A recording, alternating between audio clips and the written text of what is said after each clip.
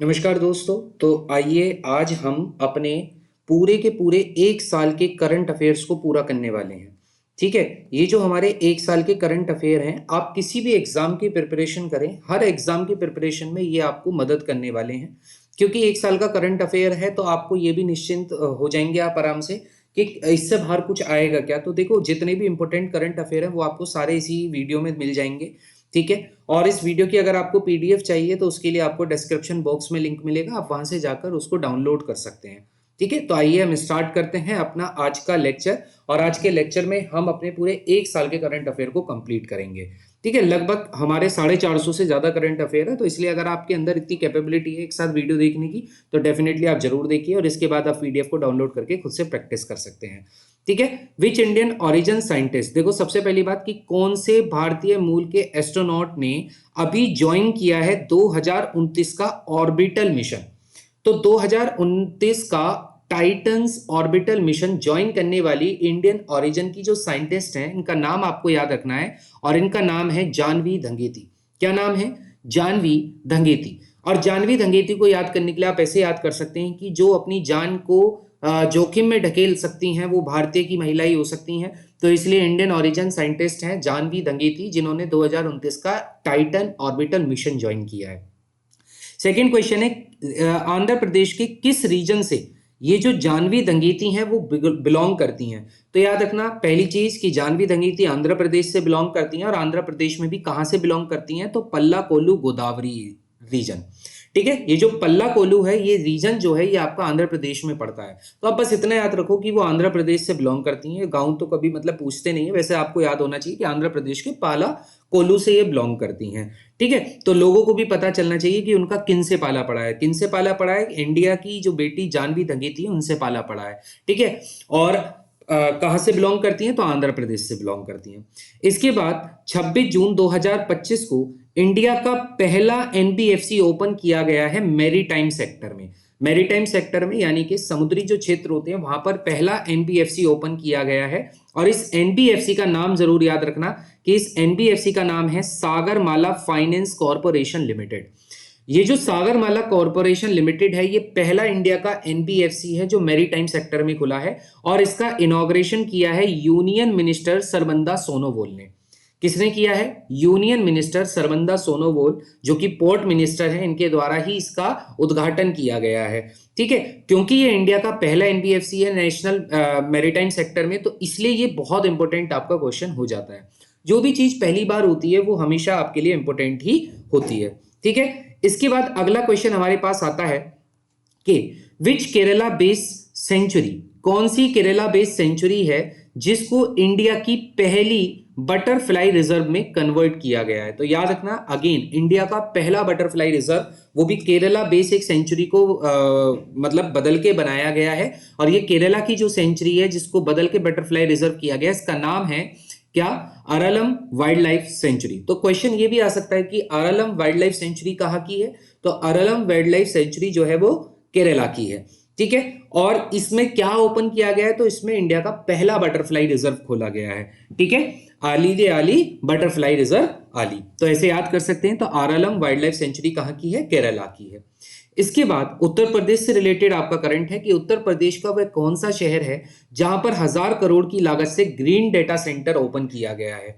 और ये green data centre जो है इसका जो उद्देश्य है वो सस्टेनेबिलिटी पे काम करना है। सस्टेनेबिलिटी का मतलब क्या होता है कि to save the resources for future generation. Future generation जो आने वाली जनरेशन है उन लोगों के लिए रिसोर्सेज को बचाना। ठीक है, जिससे उनको भी वो चीजें सारी उपलब्ध हो सकें। तो ये जो सस्टेनेबिलिटी के लिए ग्रीन डेटा सेंटर खोला गया है ये उत्तर प्रदेश के साहिबाबाद गाजियाबाद में खोला गया है। बात करें इसकी पावर कैपेसिटी कितनी है, तो इसकी पावर कैपेसिटी है 30 मेगावाट। ठीक है, 30 मेगावाट की इसकी क्षमता है। इसके बाद किस कंट्री ने एससीओ डिफेंस मिनिस्टर जो ज्वाइंट डिक्लेरेशन है उससे मतलब अपनी सदस्यता को खत्म कर दिया है, बाहर आ गए हैं? तो SCO defence minister joint declaration जो हुआ करता था उसको किसने छोड़ दिया है? तो याद रखना उसको भारत ने छोड़ दिया है। किसने छोड़ दिया है? भारत ने। भारत ने SCO defence minister joint declaration से एग्जिट मार दिया है। ठीक है, जो इंडिया का प्रिंसिपल था, यानी कि किस वजह से इंडिया ने इस एससीओ डिफेंस डिक्लेरेशन से बाहर किया, तो इसके पीछे कारण था absence of reference to cross border terrorism. जो ये क्रॉस बॉर्डर टेररिज्म होता है, जो आतंकवादी घटनाएं घटती हैं, इन घटनाओं को नजरअंदाज करने की वजह से एससीओ डिफेंस डिक्लेरेशन से उन्होंने एग्जिट मार दिया है। ठीक है, इसके बाद अगला क्वेश्चन है कि कौन सा नया देश एससीओ का पूरा फुल मेंबर बना है। ठीक है, जो ये एससीओ है, थोड़ा ज्यादा ही डार्क हो गया, ये जो एससीओ है इसका फुल मेंबर कौन बना है? तो एससीओ का फुल मेंबर बना है आपका अभी जो नया देश है, नाम है बेलारूस। क्या नाम है? बेलारूस। बेलारूस ने एससीओ को एज अ फुल मेंबर अभी ज्वाइन किया है, और किसने एग्जिट किया है? तो इंडिया ने एग्जिट कर दिया है। ठीक है, वह कौन सा भारतीय एथलीट है जिसने जेवलिन टाइटल जीता है ऑस्ट्रावा गोल्डन स्पाइक 2025 के इवेंट में? तो सभी जानते हैं कि जेवलिन की जब जब बात होती है तब तब नीरज चोपड़ा का जिक्र ना है, ऐसा हो नहीं सकता। तो इसलिए नीरज चोपड़ा जी ने इस जेवलिन जो टाइटल है, जो ऑस्ट्रावा गोल्डन स्पाइक हुआ, ठीक है, कहां पे हुआ? ये क्रेज रिपब्लिक में हुआ था। तो इसको जीता है नीरज चोपड़ा जी ने। कितने दूर भाला फेंका? तो 85.29 मीटर दूर नीरज चोपड़ा जी ने जेवलिन थ्रो किया, जिसमें उन्होंने जेवलिन टाइटल अपने नाम किया। ठीक है, और ये किस कंट्री ने होस्ट किया? तो ये कंट्री थी, क्या नाम है? Craze Republic. इसके द्वारा ये जो है आपका होस्ट किया गया था। अगला क्वेश्चन आता है कि वह कौन सा उत्तर प्रदेश का जिला है जो south Asia regional centre of international potato centre को क्या करने वाला है? ओपन करने वाला है।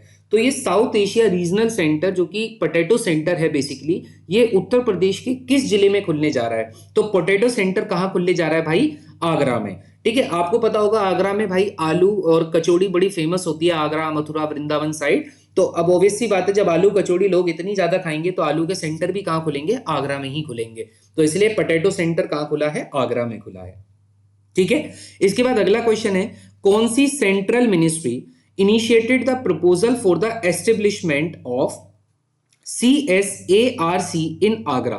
तो किस सेंट्रल मिनिस्ट्री ने एस्टेब्लिशमेंट किया है CSARC का इन आगरा में? तो ये एग्रीकल्चरल के रिगार्डिंग है, तो इसलिए इसको किसने किया है? तो ministry of agriculture and farmers welfare जो मिनिस्ट्री है उसके द्वारा इसका एस्टेब्लिशमेंट किया गया है। ठीक है, वह उत्तर प्रदेश का कौन सा जिला है जहां पर गवर्नमेंट ने 4,417 करोड़ का इलेक्ट्रॉनिक मैन्युफैक्चरिंग क्लस्टर ओपन किया है, जिसको EMC 2.0 भी कहा गया है। EMC stands for electronic manufacturing cluster.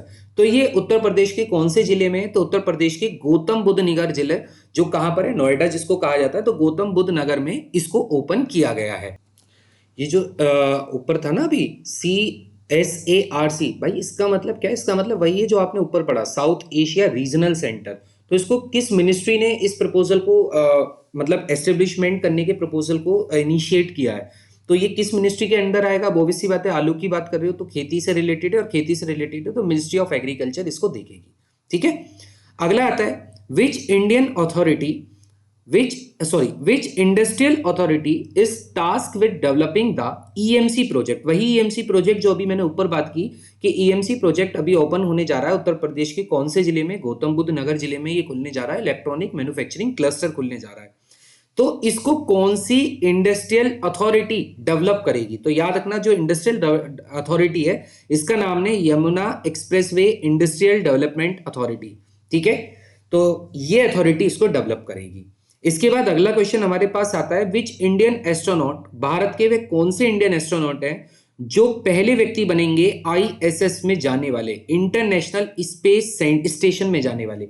मतलब इंडियन ओरिजिन के तो हैं कि राकेश शर्मा थे, फिर कल्पना चावला थी, लेकिन ये इंडियन एस्ट्रोनॉट है, यानी कि जन्म भारत में, रहना भारत में, सब कुछ भारत में। तो ये पहले भारतीय हैं जो ISS यानी कि इंटरनेशनल स्पेस स्टेशन में जाएंगे। और सबने इनका नाम जरूर सुना होगा, ये एयरफोर्स के ग्रुप कैप्टन है शुभांशु शुक्ला।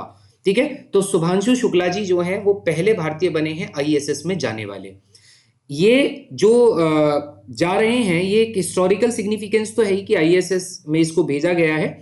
और ये जो स्पेस मिशन है ये 3 कंट्रीज के बीच में है। ठीक है, कौन कौन सी कंट्री हैं? तो इसमें जो कंट्री पार्टिसिपेटेड है वो हंगरी है, भारत है और पोलैंड है।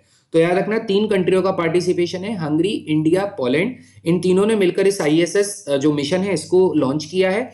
और इसमें क्या होगा, इसमें तीनों कंट्री के व्यक्तियों को, मतलब तीनों कंट्री से एक एक व्यक्ति को ISS में ले जाने की प्रक्रिया है। कितने दिन वहां पे रुकने की प्रक्रिया है? तो याद रखना कि जो शुभांशु शुक्ला जी हैं वो इस मिशन में कितने दिन ड्यूरेशन रखेंगे ISS में? 14 दिन।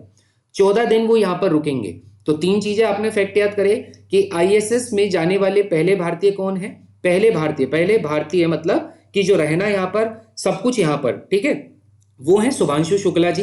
3 कंट्रीज में कनेक्टेड की गई हैं, हंगरी, पोलैंड और इंडिया। कितने दिन की ये मतलब रहने वाला है ड्यूरेशन, तो ये 14 दिन का ड्यूरेशन रहेगा।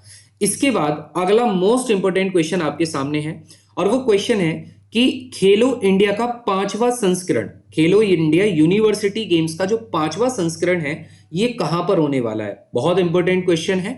तो खेलो इंडिया यूनिवर्सिटी गेम्स कहां पर होने वाले हैं 2025 में? राजस्थान में।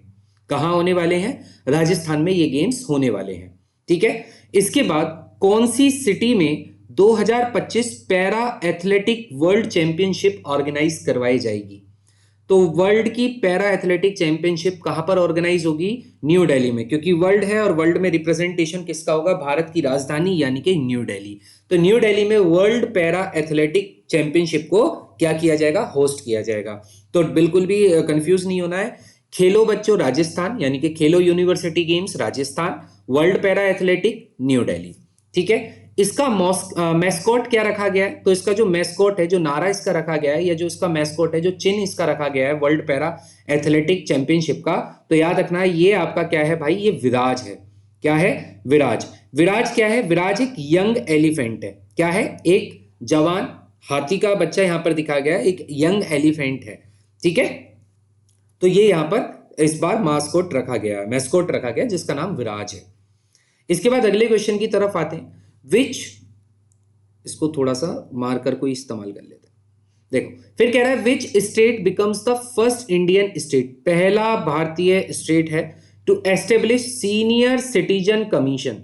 भाई मतलब कमीशन वैसा वाला नहीं, मतलब सीनियर सिटीजन कमीशन, यानी कि जो वृद्ध आयोग बनाया है, और ये पहला भारत का स्टेट है जिसने ये वृद्ध आयोग बनाया है। तो नाम बिल्कुल याद रखिएगा कि इसका नाम क्या है? तो ये है भाई आपका केरला। कौन है? केरला। कौन है ये? केरला, ठीक है। और ये काम केरला ही करेगा कि सीनियर सिटीजन कमीशन, क्योंकि भाई ऑब्वियस सी बात है लिटरेसी रेट भारत में सबसे ज्यादा कहाँ का है? केरला का। तो ये सारे जितने भी इनोवेटिव आइडियाज होंगे वो कहाँ के होंगे? केरला के ही आपको देखने को मिलेंगे। तो भारत का पहला स्टेट बना, ठीक है, भारत का पहला राज्य बना जिसने सीनियर सिटीजन कमीशन का गठन किया है, वो है केरला। फिर उसके बाद अभी सोलर इंस्टॉलेशन में जो मतलब रेलवे स्टेशन के ऊपर सोलर इंस्टॉलेशन पर अभी क्या हुआ है, मतलब एक इंडेक्स आया जिसमें किसने टॉप किया है? तो which state tops in solar installation on railway station. तो भाई याद रखना, खेलों में भी यानी कि खेल में भी राजस्थान, और इंस्टॉलेशन सोलर इंस्टॉलेशन में भी राजस्थान। तो इसका मतलब इसका आंसर क्या हो जाएगा? राजस्थान। क्या हो जाएगा? राजस्थान, ठीक है। कितने एकलव्य मॉडल रेजिडेंशियल स्कूल्स खोले जाएंगे? कितने एकलव्य मॉडल रेजिडेंशियल स्कूल्स खोले जाएंगे? तो आप याद रखेंगे 728। कितने? 728 आपके Eklavya model residential schools open किए जाएंगे। अगला क्वेश्चन हमारे से है कि वह कौन सा ट्राइबल हार्वेस्ट फेस्टिवल है? हार्वेस्ट मतलब जब फसल कटती है। तो झारखंड में जो ट्राइबल हार्वेस्ट फेस्टिवल है झारखंड का, उसका क्या नाम है भाई, जिसको सेलिब्रेट किया जाता है अप्रैल में? बहुत इंपॉर्टेंट, सरहुल फेस्टिवल। बहुत बार क्वेश्चन पूछा भी गया है कि सरहुल फेस्टिवल कहाँ का है? तो याद रखना it is a harvesting festival, यानी कि फसल कटने का फेस्टिवल है, और इसको सेलिब्रेट किया जाता है झारखंड में, ठीक है। ऐसे हार्वेस्टिंग फेस्टिवल बहुत सारे होते हैं, जैसे असम में बिहू है, तो इस तरीके से झारखंड में सरहुल फेस्टिवल है। इसके बाद फर्स्ट अफ्रीकन वुमेन सेक्रेटरी, जो कि कॉमनवेल्थ जनरल ऑफ कॉमनवेल्थ की पहली अफ्रीकन वुमेन सेक्रेटरी बनी है, तो नाम याद रखेंगे शिरले बॉशवे। शिरले बॉशवे जो है ये पहली अफ्रीकन वुमेन सेक्रेटरी है। जो भी चीज पहली है वो सबसे ज्यादा इंपॉर्टेंट है। तो जब आप इस पीडीएफ को डाउनलोड करके पढ़ोगे तो जो सबसे पहली चीजें होंगी ना, उनको बिल्कुल मिस मत करना।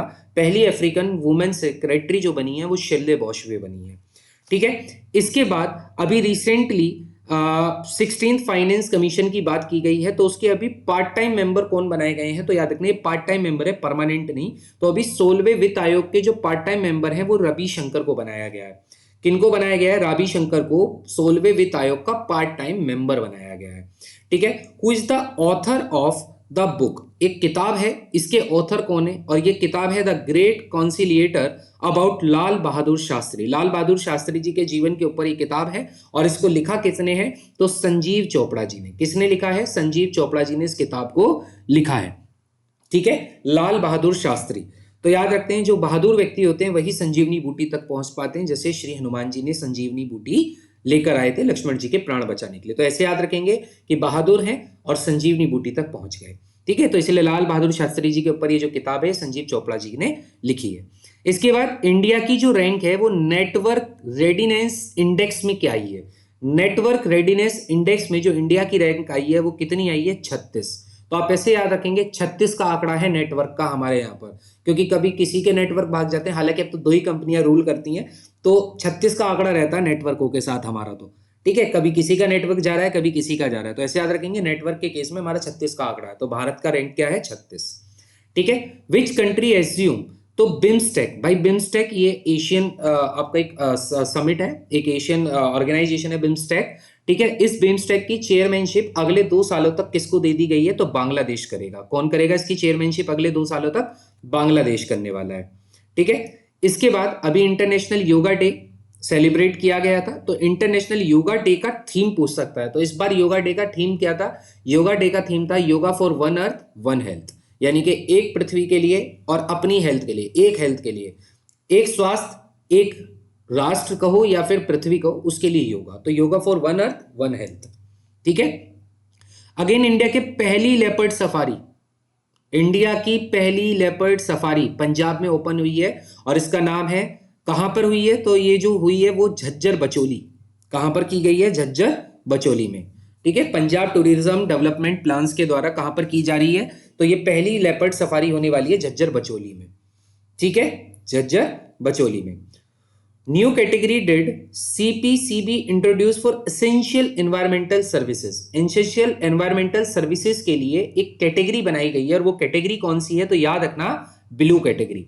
ब्लू कैटेगरी में आने वाली चीजें जो एनवायरमेंटल सर्विस के लिए बहुत ही इंपॉर्टेंट होंगी, एसेंशियल होंगी, तो उसकी एक नई कैटेगरी बनाई गई है, ब्लू कैटेगरी बनाई गई है। ठीक है, इंडिया की पहली सेमीकंडक्टर चिप लॉन्च की गई है, यानी कि इंडिजीनियस भारत की पहली सेमीकंडक्टर चिप है जिसका निर्माण भारत में हुआ है। इसको इनॉग्रेट किया गया है रेलवे मिनिस्टर अश्विनी वैष्णव के द्वारा। अश्विनी वैष्णव के द्वारा इंडिया की पहली इंडिजीनियस सेमीकंडक्टर चिप का उद्घाटन किया गया है। इसकी रेंज की अगर हम बात करें तो इसकी रेंज है 28 से 90 नैनोमीटर की। ठीक है, 28 से 90 नैनोमीटर की इसकी रेंज है। जो भी आप डिफेंस के तैयारी कर रहे हैं उसमें ये जरूर पूछ सकते हैं कि रेंज क्या है। तो ये जो भारत निर्मित आपकी सेमीकंडक्टर चिप है जिसका उद्घाटन अश्विनी वैष्णव के द्वारा किया गया है, इसकी जो टेक्नोलॉजी रेंज है वो कितनी है? 28 से 90 मीटर है। ठीक है, इसके बाद किस भारत के 2 इंडियन टेक्स्ट को UNESCO memory of world register में भाई एडिट किया गया है? बहुत गर्व का विषय। ठीक है, दोनों बहुत ही मतलब आप ये समझिए कि बहुत ही ज्यादा प्रेरणादायक आपके इंडियन टेक्स्ट हैं, जिसमें श्रीमद् भागवत गीता जी, ठीक है, और नाट्य शास्त्र जिसको भारत मुनि जी के द्वारा रचा गया। तो ये जो नाट्य शास्त्र है और भागवत गीता है, श्रीमद् भागवत गीता है, इन दोनों को UNESCO memory of the world register में ऐड किया गया है। बहुत बहुत बहुत इंपॉर्टेंट क्वेश्चन है, लिख के रख लो, किसी एग्जाम में जरूर पूछा जाएगा कि UNESCO memory of world register में किसको ऐड किया गया। तो भारत के 2 इंडियन टेक्स्ट को ऐड किया गया है अभी, श्रीमद् भागवत गीता और नाट्य शास्त्र। ठीक है, इसके बाद who is leading the parliamentary committee, इसमें से कौन पार्लियामेंट्री कमेटी को लीड करता है, जिसका एम क्या है? तो ये जो पार्लियामेंट्री कमेटी है इसका एम है to increase the amount of EPS pension. तो इस कमेटी को, ये जो पार्लियामेंट्री कमेटी बनाई गई है ईपीएस पेंशन को इंक्रीज करने के लिए, इस पार्लियामेंट्री कमेटी का जो चेयरमैन है वो याद रखना बसवराज बोमई है। तो बोमई से याद रखेंगे। ठीक है, तो बोमई जी इसके चेयरमैन है इस पार्लियामेंट्री कमेटी के, जिसका उद्देश्य है ईपीएस पेंशन के अमाउंट को इंक्रीज करना। इसके बाद where are 2 male cheetahs from Kuno national park. ये जो कूनू नेशनल पार्क से 2 मेल चीताज लाए गए हैं, इनको कहां रिलोकेट किया गया है, इनको कहां रखा गया है? तो ये जो 2 मेल चीता थे ना जिनको कूनू नेशनल पार्क से लाया गया था, इसको कहां पे रिलोकेट किया गया? तो याद रखेंगे Gandhi Sagar wild life sanctuary में। Gandhi Sagar wild life sanctuary में इन 2 मेल चीताओं को रिलोकेट कर दिया गया है। अभी दीघा में जगन्नाथ टेम्पल जी का इनॉग्रेशन किया गया है। तो ये किसने किया है? तो जगन्नाथ टेम्पल दीघा, जो कि वेस्ट बंगाल में इलाका पड़ता है, इसका उद्घाटन किया है ममता बनर्जी ने, जो वेस्ट बंगाल की सीएम भी है। ठीक है, जगन्नाथ टेम्पल जो कि दीघा में ओपन किया गया ममता बनर्जी के द्वारा। ठीक है, इसके बाद किस स्टेट ने किस स्टेट ने लॉन्च किया है जनुचाल इनिशिएटिव? और इस जनुचाल इनिशिएटिव जो है, इसका जो काम है, इसका काम है करप्शन को खत्म करना। ठीक है, तो ये जो करप्शन को खत्म करने के लिए जनुचाल इनिशिएटिव लॉन्च किया गया है, ये किस स्टेट ने लॉन्च किया है? तो याद रखेंगे, ये उत्तराखंड ने लॉन्च किया है। किसने लॉन्च किया है? उत्तराखंड ने लॉन्च किया है। याद कैसे करेंगे भाई? आपको पता है उत्तराखंड में बहुत सारे हिल स्टेशन हैं जहां पर भारत के विभिन्न विभिन्न स्टेटों से बहुत लोग वहां पर विजिट करने जाते हैं, और रेट आपको पता ही है भाई। ठीक है, जो 10 की चीज होती है वो भाई 20 की हो जाती है। तो करप्शन को रोकने के लिए उत्तराखंड ने कौन सा इनिशिएटिव लॉन्च किया है? जनचाल इनिशिएटिव लॉन्च किया है। इंडिया का पहला एआई स्पेसिफिक जोन बनाया गया है कहां पर? इंडिया का पहला एआई यानी कि artificial intelligence centric special economic zone बनाया गया, आर्थिक क्षेत्र बनाया गया है। और ये बनाया गया है, इंडिया का जो पहला एआई बेस्ड इकोनॉमिक जोन है, छत्तीसगढ़ के रायपुर में। कहां पर? छत्तीसगढ़ के रायपुर में। इसको कौन डेवलप करेगा? कौन सी कंपनी इस एआई इकोनॉमिक जोन को डेवलप कर रही है? तो इसका नाम है rack bank data centre private limited. Rack bank data centre private limited के द्वारा छत्तीसगढ़ में इंडिया का पहला AI special economic zone establish किया गया है। किस स्टेट की पहली रैंक आई है पीएम की योजना जो है, पीएमजे वाली योजना में? ठीक है, इसमें किस स्टेट ने पहली रैंक हासिल की है? तो याद रखेंगे अपना यूपी। किसने की है? अपने यूपी ने की है। जिसका फुल फॉर्म क्या होगा? तो इसका फुल फॉर्म होगा पीएम जन आरोग्य योजना। ये एक आपकी हेल्थ इंश्योरेंस पॉलिसी है, मतलब हेल्थ से रिलेटेड है। और इसमें जो किस स्टेट में सबसे ज्यादा इसका इस्तेमाल किया गया है? तो उत्तर प्रदेश। उत्तर प्रदेश पहले नंबर पे। तो कैसे याद रखेंगे? जय जयकार किसकी करनी है? यूपी की करनी है। अब भाई मैं तो यूपी से हूं, इसलिए मैं किसकी कहूंगा? यूपी की। ठीक है, इसके बाद who became the first female cricketer? Important question है, क्रिकेट से है। पहली फीमेल क्रिकेटर बनी है जिसने 300 इंटरनेशनल मैचेस खेले हैं। 300 इंटरनेशनल मैचेस खेलने वाली पहली भारतीय फीमेल क्रिकेटर श्री हरमनप्रीत कौर। ठीक है, हरमनप्रीत कौर जी को क्या है, ये पहली फीमेल क्रिकेटर बनी है जिन्होंने 300 इंटरनेशनल मैचेस खेले हैं। इसके बाद किस कंपनी के द्वारा लॉन्च किया गया है ललामा 3, जो कि एक एआई मॉडल है, ओपन सोर्स एआई मॉडल है, लाइक चैट जीपीटी की तरह ही है। और इसको ललामा 3 को किसने ओपन किया है? मेटा, फेसबुक के द्वारा। ठीक है, याद रखेंगे। कौन सी कंट्री 2024 का एससीओ समिट होस्ट किया था?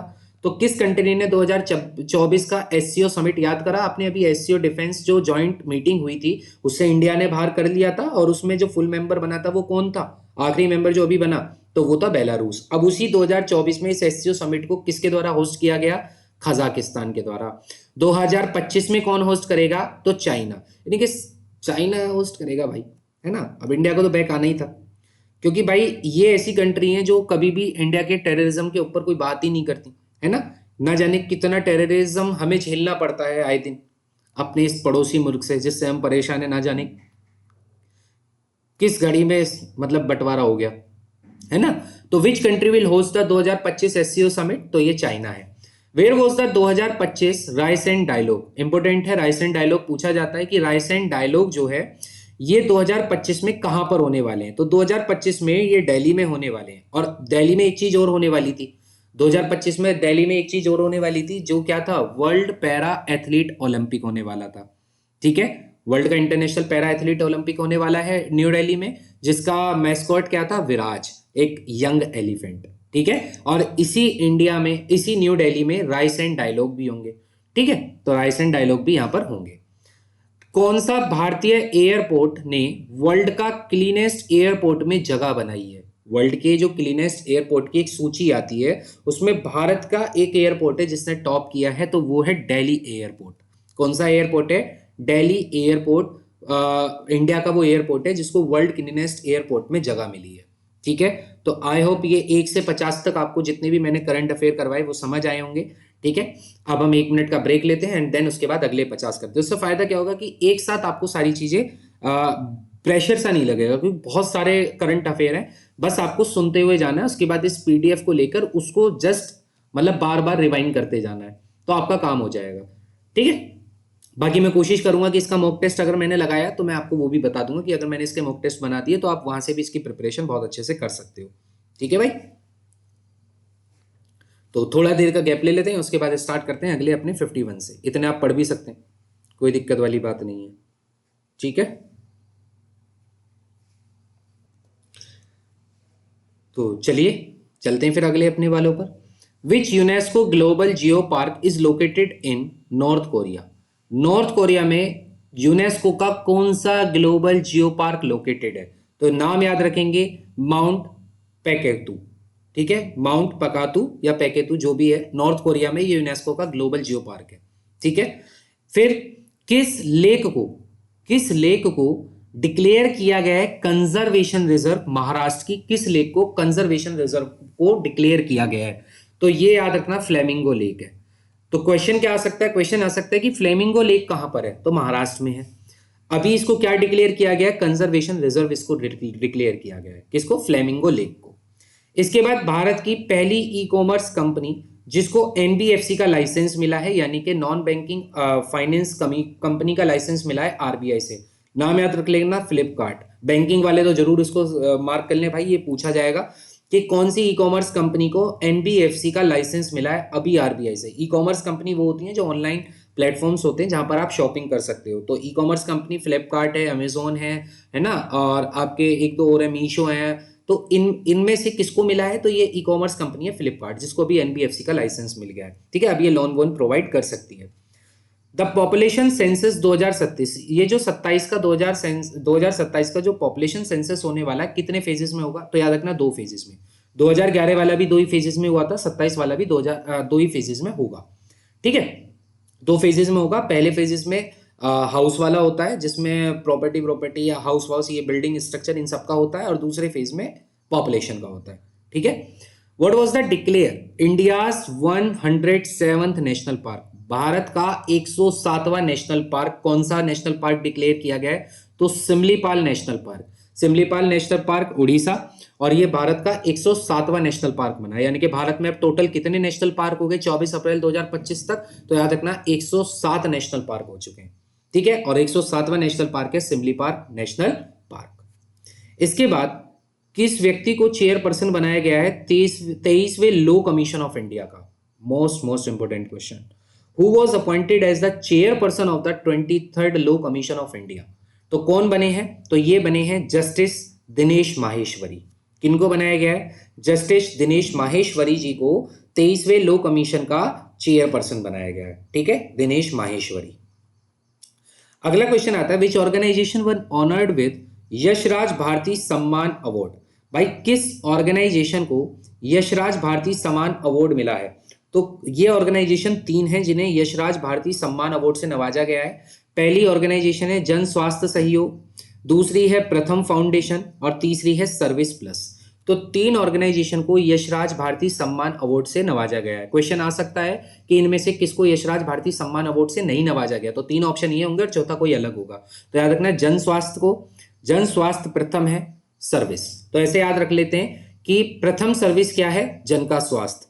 प्रथम सर्विस जन का स्वास्थ्य, तो ऐसे याद कर लेते हैं, ठीक है। तो प्रथम, सर्विस और जन स्वास्थ्य। इसके बाद किस इंडियन यूनिवर्सिटी ने टॉप किया है एशिया रैंकिंग 2025 में? तो ये कौन सी इंडियन यूनिवर्सिटी है? तो ये IISc बेंगलुरु ने टॉप किया है एशिया रैंकिंग 2025 में, ठीक है। इंडियन इंस्टीट्यूट ऑफ साइंस ने, जो कि बेंगलुरु की है, उसने एशिया रैंकिंग में प्रथम स्थान प्राप्त किया है। Where was the world first humanoid robot half marathon? यानी कि भाई देखो, भारत की कह रहा हूं, विश्व की पहली ह्यूमनॉइड रोबोट रेस होने वाली है, मतलब मैराथन होने वाली है, और इसको ऑर्गेनाइज कौन कर रहा है? तो भाई ये ऑर्गेनाइज कर रहा है चाइना का। कहां पर होने वाली है? बीजिंग में, ठीक है। तो पहली ह्यूमनॉइड रोबोट हाफ मैराथन कहां ऑर्गेनाइज होने वाली है? बीजिंग, चाइना में। इंडिया का पहला क्वांटम कंप्यूटिंग विलेज कहां बनाया गया है? इंडिया का पहला क्वांटम कंप्यूटिंग विलेज कहां बना है? आंध्र प्रदेश के अमरावती में। आंध्र प्रदेश से याद आया, जहां से हमने सबसे शुरुआत करी थी, कि आंध्र प्रदेश की एक बेटी हैं जिन्होंने 2026 का टाइटन ऑर्बिटल मिशन ज्वाइन किया है, तो जानवी धंगेती, ठीक है। कौन सा वो था? पल्ला कोरू, ठीक है, उस क्षेत्र से ही आती हैं। तो आंध्र प्रदेश में ही पहला क्वांटम कंप्यूटिंग विलेज भी ओपन किया गया है। तो how many rewind dolphins were recorded under project dolphin. भाई प्रोजेक्ट डॉल्फिन के तहत कितनी डॉल्फिन्स अभी निकली हैं, मतलब अभी जो काउंटिंग की गई उसमें कितनी डॉल्फिन्स का आंकड़ा निकल कर आया है। तो याद रखना कितनी डॉल्फिन्स हैं, 6327। 6327 डॉल्फिन्स इस समय मौजूद हैं जो 3 मेजर रिवर सिस्टम में है। ठीक है, गंगा यमुना, और तीसरा रिवर सिस्टम कौन सा होगा, गंगा यमुना और ब्रह्मपुत्र। इन तीनों में प्रोजेक्ट डॉल्फिन के तहत कितनी है भाई, 6327। क्लियर है। इसके बाद कितनी लागत में मेजर डेवलपमेंट्स प्रोजेक्ट को इनॉग्रेशन किया गया है पीएम मोदी जी के द्वारा जम्मू कश्मीर में। तो कितने करोड़ के प्रोजेक्ट्स की यहां पर बात की गई है पीएम मोदी के द्वारा जम्मू कश्मीर में। तो लगभग 46,000 करोड़ का इन्वेस्टमेंट होने वाला है, मोदी जी ने जम्मू कश्मीर में ये बात कही है। ठीक है, इंडिया का पहला cable stay railway bridge, India का पहला केबल रेलवे स्टे ब्रिज जिसका इनॉग्रेशन मोदी जी के द्वारा किया गया है, कहाँ है भाई ये, इसका नाम है अंजी खाद ब्रिज। ये जो अंजी खाद ब्रिज है ये पहला केबल स्टे रेलवे ब्रिज है, यानी कि पूरा का पूरा केबल पर ये आधारित ब्रिज है जिसपे से ट्रेन निकल कर जाएगी, और इस ब्रिज का नाम रखा गया है अंजी खाद ब्रिज, जिसकी लंबाई है 331 मीटर की, और इसका इनॉग्रेशन पीएम मोदी जी ने किया है। और ये किस नदी के ऊपर बनाया गया है, तो याद रखना ये जिस नदी के ऊपर बना है वो है चेनाब ब्रिज। ठीक है, सॉरी, किस नदी के ऊपर है, चेनाब नदी के ऊपर। ऐसे ही अगला क्वेश्चन क्या है कि कौन सा रेलवे आर्क ब्रिज, सबसे ऊंचा रेलवे आर्क ब्रिज पूरे वर्ल्ड का, भाई पूरे वर्ल्ड का सबसे ऊंचाई पर बनने वाला रेलवे ब्रिज है, और ये क्या नाम है इसका, चेनाब ब्रिज, जो किस नदी पर बना है, चेनाब नदी पर ही बनाया गया है। ठीक है, चेनाब नदी पर ही बना है, वर्ल्ड का टॉलेस्ट आर्क ब्रिज है ये रेलवे का, जो चेनाब ब्रिज है। इसके बाद कौन से मेजर रेल लिंक अभी पीएम मोदी जी ने इनॉग्रेटेड किए, क्योंकि मोदी जी जम्मू कश्मीर के दौरे पर थे तो ये सारी बात जम्मू कश्मीर की चल रही है। तो मेजर रेल लिंक कहां पर इनॉग्रेशन किया गया है, तो ये रेल लिंक क्या है, उधमपुर श्रीनगर बारामुल्ला रेल लिंक। क्या है, उधमपुर श्रीनगर बारामुल्ला रेल लिंक, उधमपुर से श्रीनगर, श्रीनगर से बारामुल्ला का रेल लिंक यहाँ पर इनॉग्रेटेड किया गया है पीएम मोदी जी के द्वारा। कौन सी 2 नई वंदे भारत ट्रेन को अभी हरी झंडी दिखाई थी मोदी जी ने, तो ये है कटरा से श्रीनगर और श्रीनगर से कटरा, क्योंकि मैंने बोला कि अभी ये पूरा दौरा जम्मू कश्मीर में था, ये सारी योजनाएं जम्मू कश्मीर की हैं। ठीक है, इसके बाद इंडिया का AI data set platform, India का एआई डाटा सेट प्लेटफॉर्म, इसको लॉन्च किया है रेलवे मिनिस्टर अश्विनी वैष्णव ने। इसका नाम क्या है, तो नाम याद रखेंगे, इसका नाम है एआई कोश। क्या नाम है, एआई कोश। ये इंडिया का एआई डाटा सेट प्लेटफॉर्म है जिसका नाम है एआई कोश, जिसका इनॉग्रेशन या जिसको लॉन्च किया गया है रेलवे मिनिस्टर अश्विनी वैष्णव के द्वारा।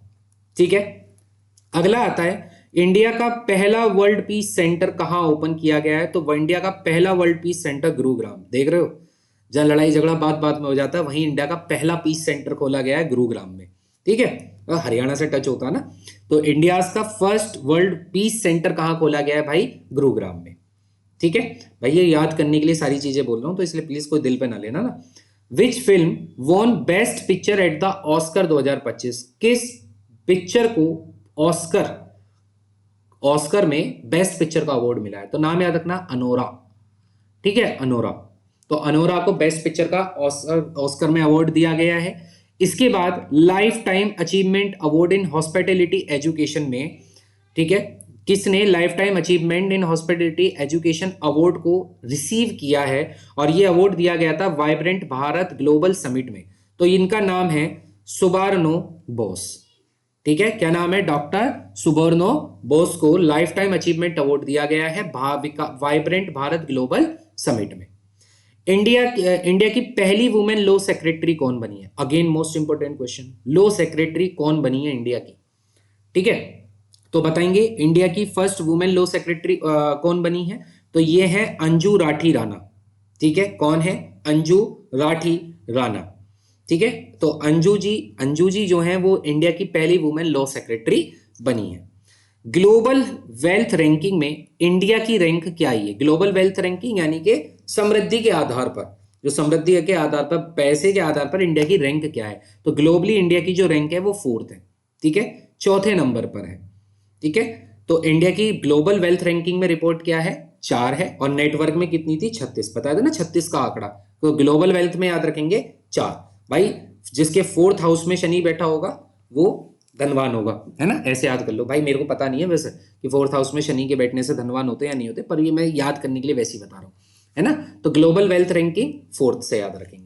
इसके बाद कौन से दो रेलवे के पीएसयू हैं जिन्हें नवरत्न का स्टेटस मिला है, नवरत्न का दर्जा मिला है? तो एक तो आईआरसीटीसी है और एक आईआरएफसी है। इन दोनों को नवरत्न का दर्जा मिल गया है।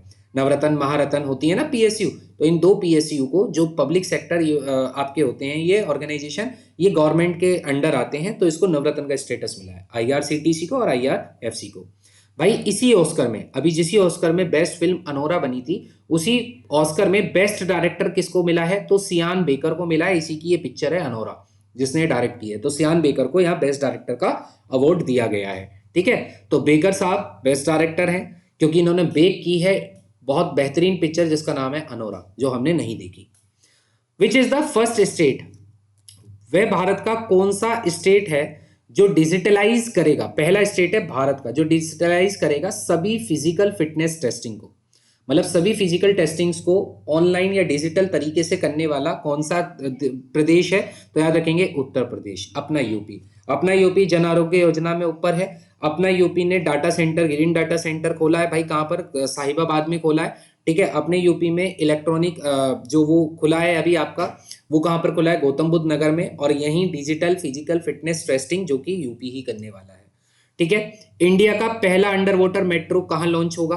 कौन सी सिटी होस्ट करेगी इंडिया का पहला under water metro? Kolkata. Kolkata में पहला अंडर वाटर मेट्रो आपको लॉन्च करता हुआ मिलेगा। ठीक है, क्लियर है भाई। और कोलकाता इसलिए भी फेमस, आपको याद रखना चाहिए कि भारत की जो पहली इलेक्ट्रिक ट्रेन थी वो भी कोलकाता में ही स्टार्ट हुई थी। ठीक है, अकॉर्डिंग टू लेटेस्ट एमपीसी यानी कि मॉनेटरी पॉलिसी कमेटी के द्वारा कितने बेसिस पॉइंट रेपो रेट को रिड्यूस किया गया है? तो याद रखना, रेपो रेट 50 बेसिस पॉइंट नीचे गिरा है, बैंकिंग के लिए इंपॉर्टेंट है। और अब नया रेपो रेट कितना हो गया है? तो अब नया रेपो रेट हो गया 5.85। देखो, जब रेपो रेट नीचे गिरता है तो इससे लोन सस्ते हो जाते हैं और लिक्विडिटी बढ़ाने की कोशिश की जाती है। ठीक है, जिससे क्या होता है? तरलता बढ़ती है। तो रेपो रेट कम किया गया है, तो इस रेपो रेट के कम होने से बैंकिंग को भी लोन जो है कम रेटों पर देने को अलाउ कर दिया जाएगा। तो एमपीसी में रेपो रेट आपका कितना हो गया? 50 बेस पॉइंट नीचे गिर गया है। ये सब डाटा जून 2025 का चल रहा है। ठीक है, अभी हम 2025 पर ही चल रहे हैं, 24 पर भी हम आए नहीं है, तो इसलिए याद रखना ये मैं नया बिल्कुल करंट वाला बता रहा हूँ। How much liquidity will be release, और कितना लिक्विडिटी यहाँ पे रिलीज किया गया है कैश रिजर्व रेशियो के अंतर्गत? तो 2.5 लाख करोड़ की लिक्विडिटी रिलीज कर दी गई है, इंडियन मार्केट में रिलीज कर दिया है 2.5 लाख करोड़। ठीक है, what are the India's forex reserve, India का जो फॉरेन एक्सचेंज रिजर्व है वो इस समय कितना है? तो वो 698.95 बिलियन यूएसडी है। ठीक है, 698 यानी कि अप्रोक्स 700 बिलियन यूएसडी है इंडिया का फॉरेक्स रिजर्व। भारत का वह कौन सा स्टेट है जहां मेंस्ट्रुअल लीव वुमेन एम्प्लॉयज के लिए पहली बार प्रोवाइड करवाई जा रही है? तो भाई अपना बिहार किसी से पीछे नहीं है ना। ये काम जो सबको करना चाहिए वो बिहार ने किया कि पहला राज्य बना है जिसने menstrual leave for womens employ के लिए अलाउ की है। ठीक है, बहुत इंपॉर्टेंट है कि मेंस्ट्रुअल लीव देने वाला पहला भारतीय राज्य कौन है? बिहार है। ठीक है, जियो बिहार के लाला। अगला आता है वर्ल्ड का टॉलेस्ट रेलवे ब्रिज। याद है अभी जो मैंने बताया था, वो वर्ल्ड का सबसे टॉलेस्ट रेलवे ब्रिज है जिसका नाम चेनाब ब्रिज था। वो कौन से नदी पर बनाया गया है? तो चेनाब रिवर पर बनाया गया है। किस कंट्री ने लॉन्च किया है भारत मार्ट? अब देख रहे हो भारत की बात कहां तक पहुंच गई है? दुबई तक पहुंच गई है। तो भारत मार्ट किस कंट्री ने लॉन्च किया है? दुबई में, और कंट्री का नाम है यूएई। ठीक है, यूनाइटेड अरब अमीरात। ठीक है, वहां पर भारत मार्ट को लॉन्च किया गया है। इसके बाद एक नया स्पोर्ट इंट्रोड्यूस किया गया है पेरिस 2024 के ओलंपिक में, और इसका नाम है ब्रेकिंग यानी कि ब्रेक डांसिंग। ठीक है, हमारे भारत का हर बच्चा ब्रेक डांसिंग कर देता है। ठीक है, सिर्फ भाई 50 रुपए का वो, और एक शादी में डांस कोई भी चला दो तो ब्रेक डांसिंग सभी कर लेते हैं। ठीक है, मजाक था। न्यू स्पोर्ट कहाँ इंट्रोड्यूस किया गया है भाई? तो नया स्पोर्ट जो पेरिस 2024 के ओलंपिक में है वो ब्रेक डांसिंग यानी कि ब्रेकिंग है। Which country become the 31st NATO member? भाई नॉर्थ अटलांटिक ट्रीटी ऑर्गेनाइजेशन है ये। ठीक है, ये सभी गुट हैं, जैसे ग्रुप बन जाते हैं ना, इस तरह का एक ग्रुप है नाटो, जो नाटो का सदस्य होता है। अगर आप उस पर कभी भी मतलब कोई भी दूसरी कंट्री अटैक करती है तो जो भी नाटो के सदस्य होते हैं वो सब ऐसा मानते हैं कि उन पर ये अटैक हुआ है। ठीक है, होता है ना जैसे अपना भाईचारा होता है कि अगर भाई को हाथ लगा दिया तो समझ ले हमको हाथ लगा दिया, तो ऐसी नाटो है भाई। ठीक है, तो 31वां नाटो मेंबर कौन बना है? स्वीडन बना है। कौन बना है? स्वीडन बना है। Who was appointed as the new RBI governor? नए आरबीआई गवर्नर संजय मल्होत्रा जी बने हैं। ठीक है। आरबीआई के नए गवर्नर कौन बने हैं भाई? संजय मल्होत्रा जी। इनसे पहले कौन थे? शक्तिकांत दास। और अब कौन बने 2024 में दिसंबर में? तो ये बने संजय मल्होत्रा जी। ठीक है, अब देखो हम 2024 पे अब एंट्री कर रहे हैं। इसके बाद what is the name of ISRO की रीयूजेबल लॉन्च व्हीकल है, इसका नाम क्या है? तो देखो इसरो का जो रीयूजेबल, जिसको दोबारा से यूज किया जा सकता है, लॉन्चिंग व्हीकल एक बार नहीं बल्कि एक से ज्यादा बार इसको यूज कर सकते हो, इसका नाम रखा गया RLV-TD। क्या नाम रखा गया? RLV-TD। वर्ल्ड की पहली मलेरिया वैक्सीन जिसको अप्रूवल मिल गया है WHO से, तो इसका नाम है RTS। ठीक है, मॉस्क्यूरिक्स। मॉस्क्यूरिक्स वर्ल्ड की पहली मलेरिया वैक्सीन है जिसको WHO के द्वारा मान्यता मिल गई है, नाम है मॉस्क्यूरिक्स। इसके बाद अगले क्वेश्चन पर आते हैं भाई। अगला क्वेश्चन है which city was India first indigenous developed hydrogen fuel cell ferry launch. भाई हाइड्रोजन फ्यूल सेल से चलने वाली फेरी लॉन्च करने वाली भारत का पहला शहर, तो भारत का पहला शहर जो जहां पर एक फेरी फेरी होती है ना, वो नाव जैसी जो होती है, उसको हाइड्रोजन फ्यूल पर लॉन्च किया गया है, तो ये है भाई कोची। कौन सा शहर है? कोची। ठीक है। इसके बाद which was the first Indian private rocket company, वो भारत की कौन सी प्राइवेट रॉकेट कंपनी है जिसने अभी अपना रॉकेट सक्सेसफुली लॉन्च कर दिया है? नाम है स्काई रूट एरोस्पेस। ठीक है, तो प्राइवेट कंपनी है और इस प्राइवेट कंपनी ने भी अपना रॉकेट सक्सेसफुली लॉन्च किया है और इसका नाम है स्काई रूट एरोस्पेस। इसके बाद भारत की पहली वुमेन राइफल फाइटर पायलट कौन बनी है? देख रहे हो, हमारी महिलाएं किसी से भी पीछे नहीं है। तो पहली वुमेन राफेल फाइटर पायलट है, नाम याद रखना, शिवांगी सिंह। क्या नाम है? शिवांगी सिंह। पहला इंडियन सबमरीन, भारत का पहला इंडियन सबमरीन जिसे प्रोजेक्ट 75I के तहत बनाया गया, नाम है INS कालावेरी। क्या नाम है? INS कालावेरी। ये पहला इंडियन सबमरीन है जिसको भारत में ही बनाया गया है। ठीक है, इसके बाद अगले पर आते हैं। What is the name of India's first indigenous built attack helicopter. भाई भारत में बना हुआ, पूर्ण रूप से बना हुआ बिल्ट अटैक हेलीकॉप्टर, नाम है हल प्रचंड। ठीक है, आरंभ है प्रचंड है, तो याद रखना कि आरंभ भी है प्रचंड भी है। तो इंडिया का पहला बिल्ट अटैक हेलीकॉप्टर कौन है? हल प्रचंड। वर्ल्ड की पहली कार्बन न्यूट्रल कंट्री, भाई भूटान। ठीक है, कौन है? भूटान। जहां बिल्कुल कार्बन का जितना भी उत्सर्जन था सब बिल्कुल शून्य कर दिया उन्होंने, यानी कि कोई कार्बन उत्सर्जन नहीं है। वर्ल्ड की पहली कार्बन न्यूट्रल कंट्री है।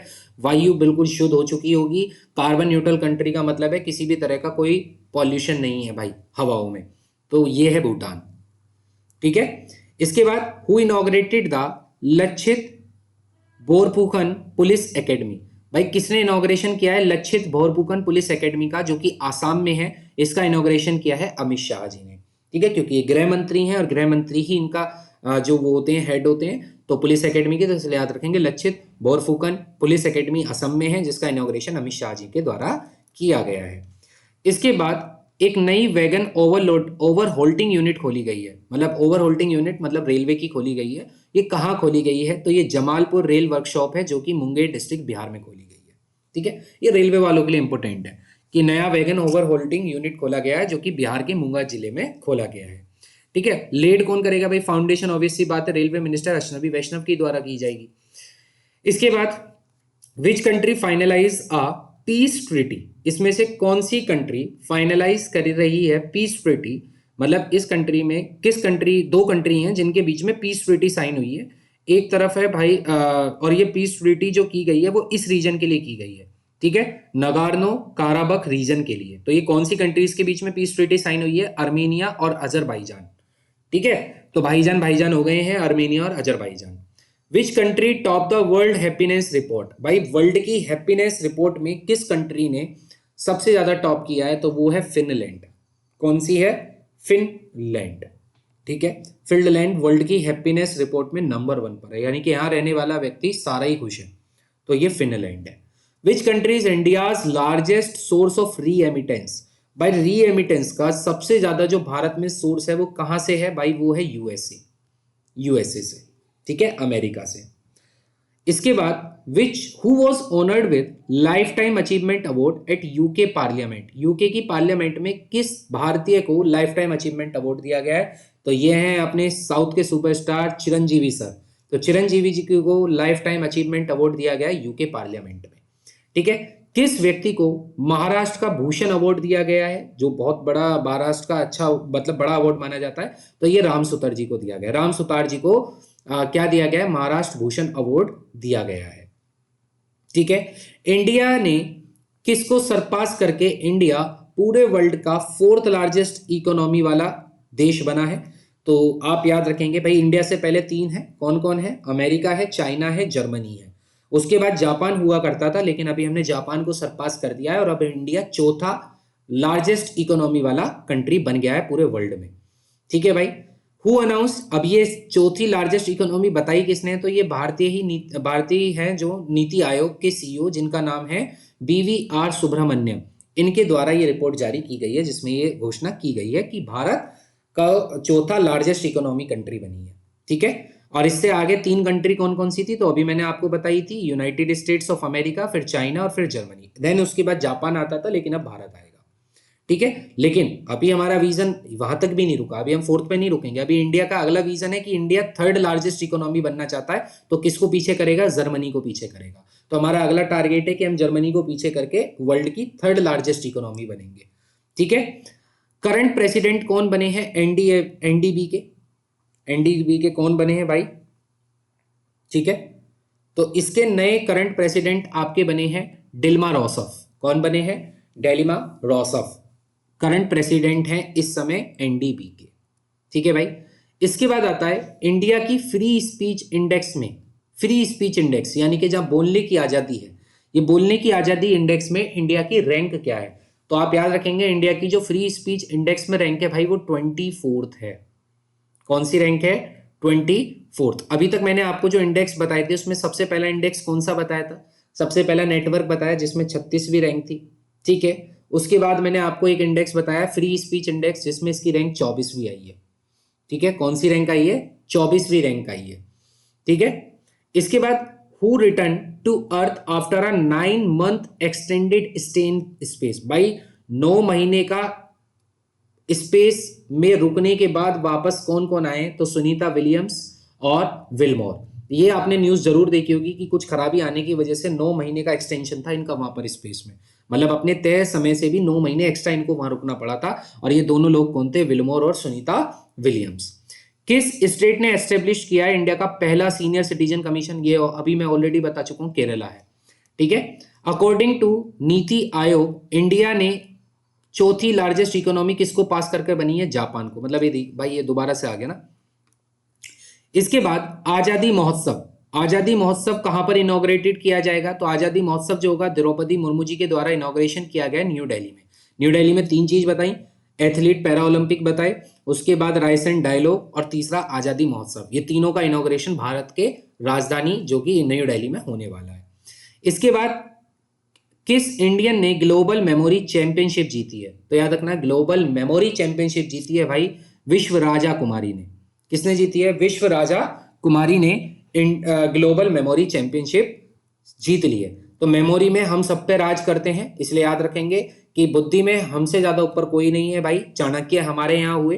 ठीक है। और अर्थशास्त्र के जो ज्ञाता कहे जाते हैं, उसके बाद हमारे यहाँ आर्यभट्ट जी हुए। तो भाई मेमोरी में हमसे आगे कोई हो सकता है, तो हम राज करते हैं। तो ऐसे याद रखेंगे कि विश्व राजा कुमारी। ठीक है। इंडिया ने अभी किस कंट्री ने डील की है इंडिया के साथ 200 मिलियन की? ठीक है। और ये डील जो हुई है वो आकाश मिसाइल सिस्टम के लिए हुई है। तो भारत के साथ ये डील हुई है 200 मिलियन डॉलर की फिलीपींस के साथ। तो इंडिया के साथ फिलीपींस की डील हुई है कि वो 200 मिलियन डॉलर खर्च करेगा आकाश मिसाइल सिस्टम के लिए। ठीक है। Which South American country become a BRICS observer? भाई ब्रिक्स ऑब्जर्वर कौन सी साउथ अमेरिकन कंट्री को ब्रिक्स ऑब्जर्वर बनाया गया? मतलब अभी फुल मेंबर नहीं बना, अभी सिर्फ ऑब्जर्वर कंट्री के रूप में उसको दर्जा दिया गया, और वो है ब्राजील। ठीक है। ब्राजील को ऑब्जर्वर कंट्री बनाया गया। ठीक है। ब्रिक्स ऑब्जर्वर बनाया गया इन 2025 में। Which Indian conservationist was named? India के किस जो मतलब होते हैं ना जो बचाते हैं चीजों को, जो संरक्षण करते हैं चीजों का, तो ये इनको टाइम्स वुमेन ऑफ ईयर 2025 में नेम आया है इनका। तो इनका नाम याद रखेंगे, पूर्णिमा देवी बर्मन। क्या नाम है? पूर्णिमा देवी बर्मन। इनको times women of the year 2025 में इनका नाम आया है। ठीक है। पूर्णिमा देवी बर्मन जी का। इसके बाद which Indian state ranked number 1 in the local governance performance index 2025? Most important question. Local governance performance index अभी किया गया, तो इसमें भारत का कौन सा राज्य टॉप पर रहा? तो कर्नाटका। कर्नाटका यहाँ पर टॉप पे रहा है। ठीक है, इसके बाद अगला क्वेश्चन आता है, किस स्टेट ने लॉन्च किया है इंडिया का पहला ग्लोबल कैपेबिलिटी सेंटर? तो ये मध्य प्रदेश ने। ठीक है, कैपेबिलिटी सेंटर कहां खोला गया? भारत का पहला ग्लोबल कैपेबिलिटी सेंटर खोला गया मध्य प्रदेश का। ठीक है, मध्य प्रदेश में। What was the total FDI? भाई कितना टोटल एफडीआई इनफ्लो रहा भारत में फाइनेंशियल ईयर 2024-25 में? यानी कि कितना इनफ्लो हुआ, कितना बाहर से भारत में निवेश किया गया है एफडीआई के थ्रू? तो वो है $81.04 बिलियन का। ठीक है, इतना मतलब फॉरेन डायरेक्ट इन्वेस्टमेंट, बाहर से कंपनियों का जो निवेश हुआ है भारत के अंदर। ठीक है, और किस सेक्टर में सबसे ज्यादा इन्वेस्टमेंट किया?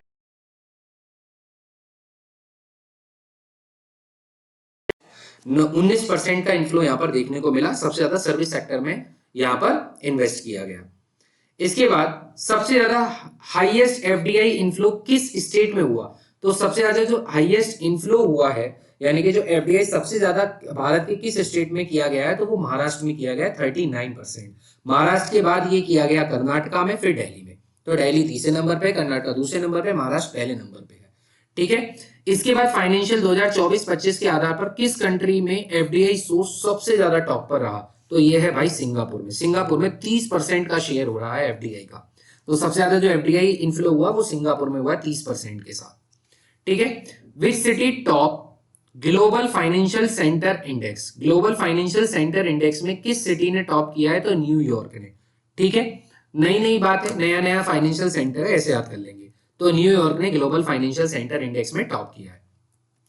और इसी इंडेक्स में इंडिया की जो रैंक है भाई वो 20th है। कौन सी रैंक है? 20वीं रैंक पर है भारत।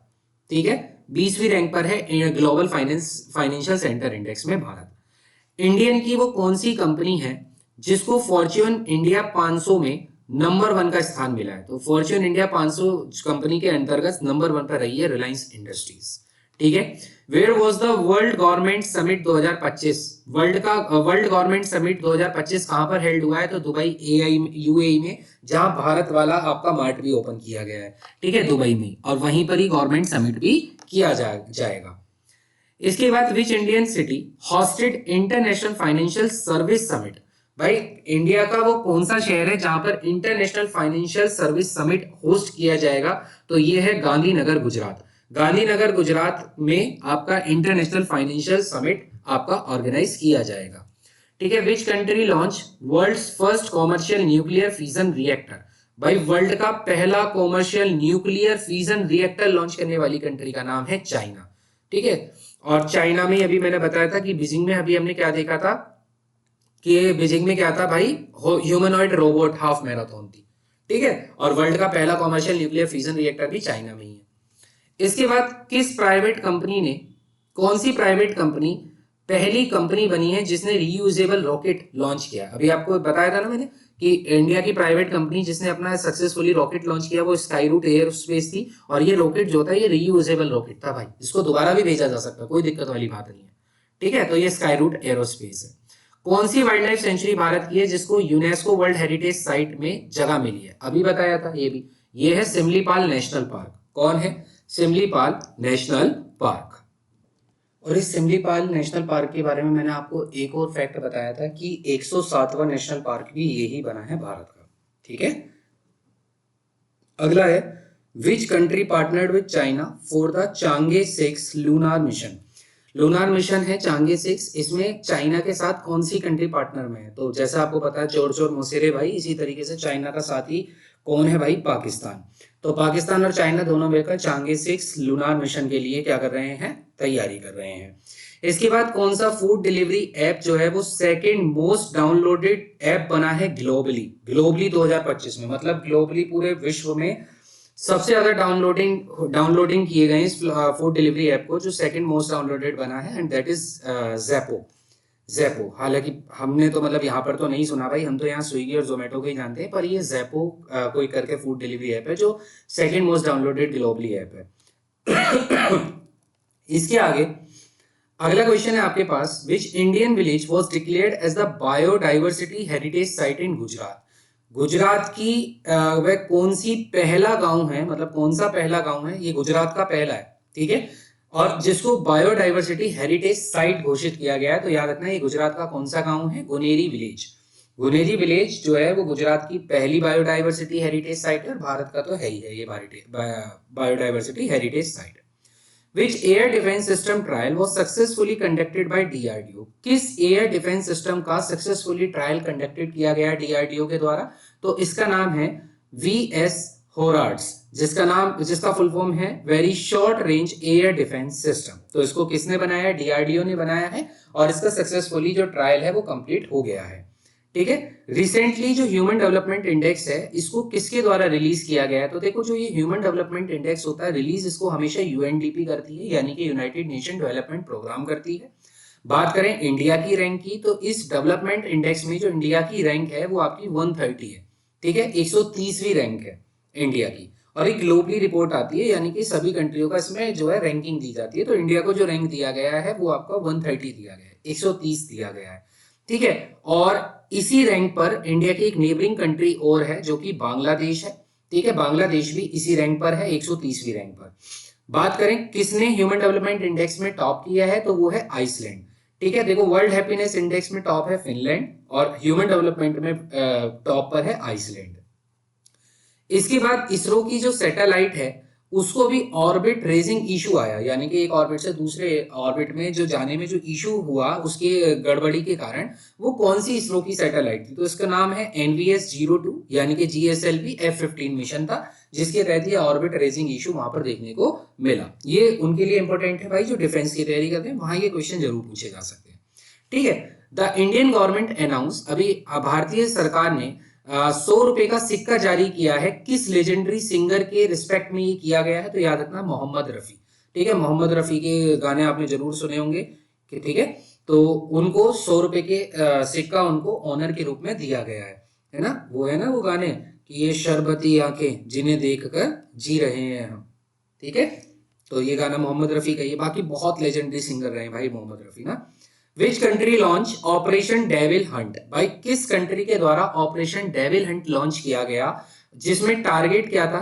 पीएम जो शेख हसीना थी, जो उसके लॉयलिस्ट के लिए ये टारगेटिंग मिशन था, ऑपरेशन डेविल हंट। तो शेख हसीना कहाँ की है भाई? एक्स पीएम बांग्लादेश की, ठीक है। किस इंडियन क्रिकेटर ने क्रिस गेल को सरपास कर दिया है ओडीआई में सबसे ज्यादा छक्के लगाने? तो भाई अपने रोहित शर्मा, इनको कोई भी नहीं पछाड़ सकता। रोहित शर्मा ने ओडीआई में क्रिस गेल से भी ज्यादा छक्के लगा के रिकॉर्ड बना दिया है। Where will the 2027 national games be held? देखो, नेशनल गेम्स जो 2027 के होंगे वो कहां पर होंगे?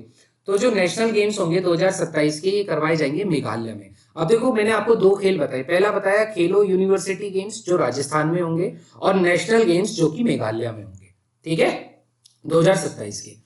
What was the India's rank in Transparency International Corruption Perception Index? भाई ये जो ट्रांसपेरेंसी इंडेक्स होता है जिसमें करप्शन के आधार पर रैंकिंग दी जाती है, तो इसमें 180 कंट्रीज में हमारी जो रैंक है वो 96 है, यानी कि 50% से भी ऊपर है हम।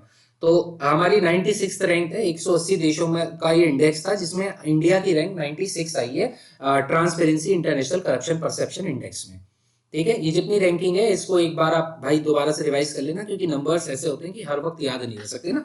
Which country now became the third largest automobile manufacturing? भाई कौन सी कंट्री ऑटोमोबाइल मैन्युफैक्चरर में तीसरी सबसे बड़ी वो बनी है मैन्युफैक्चरर? तो ये है इंडिया, ठीक है। India third largest automobile manufacturer है।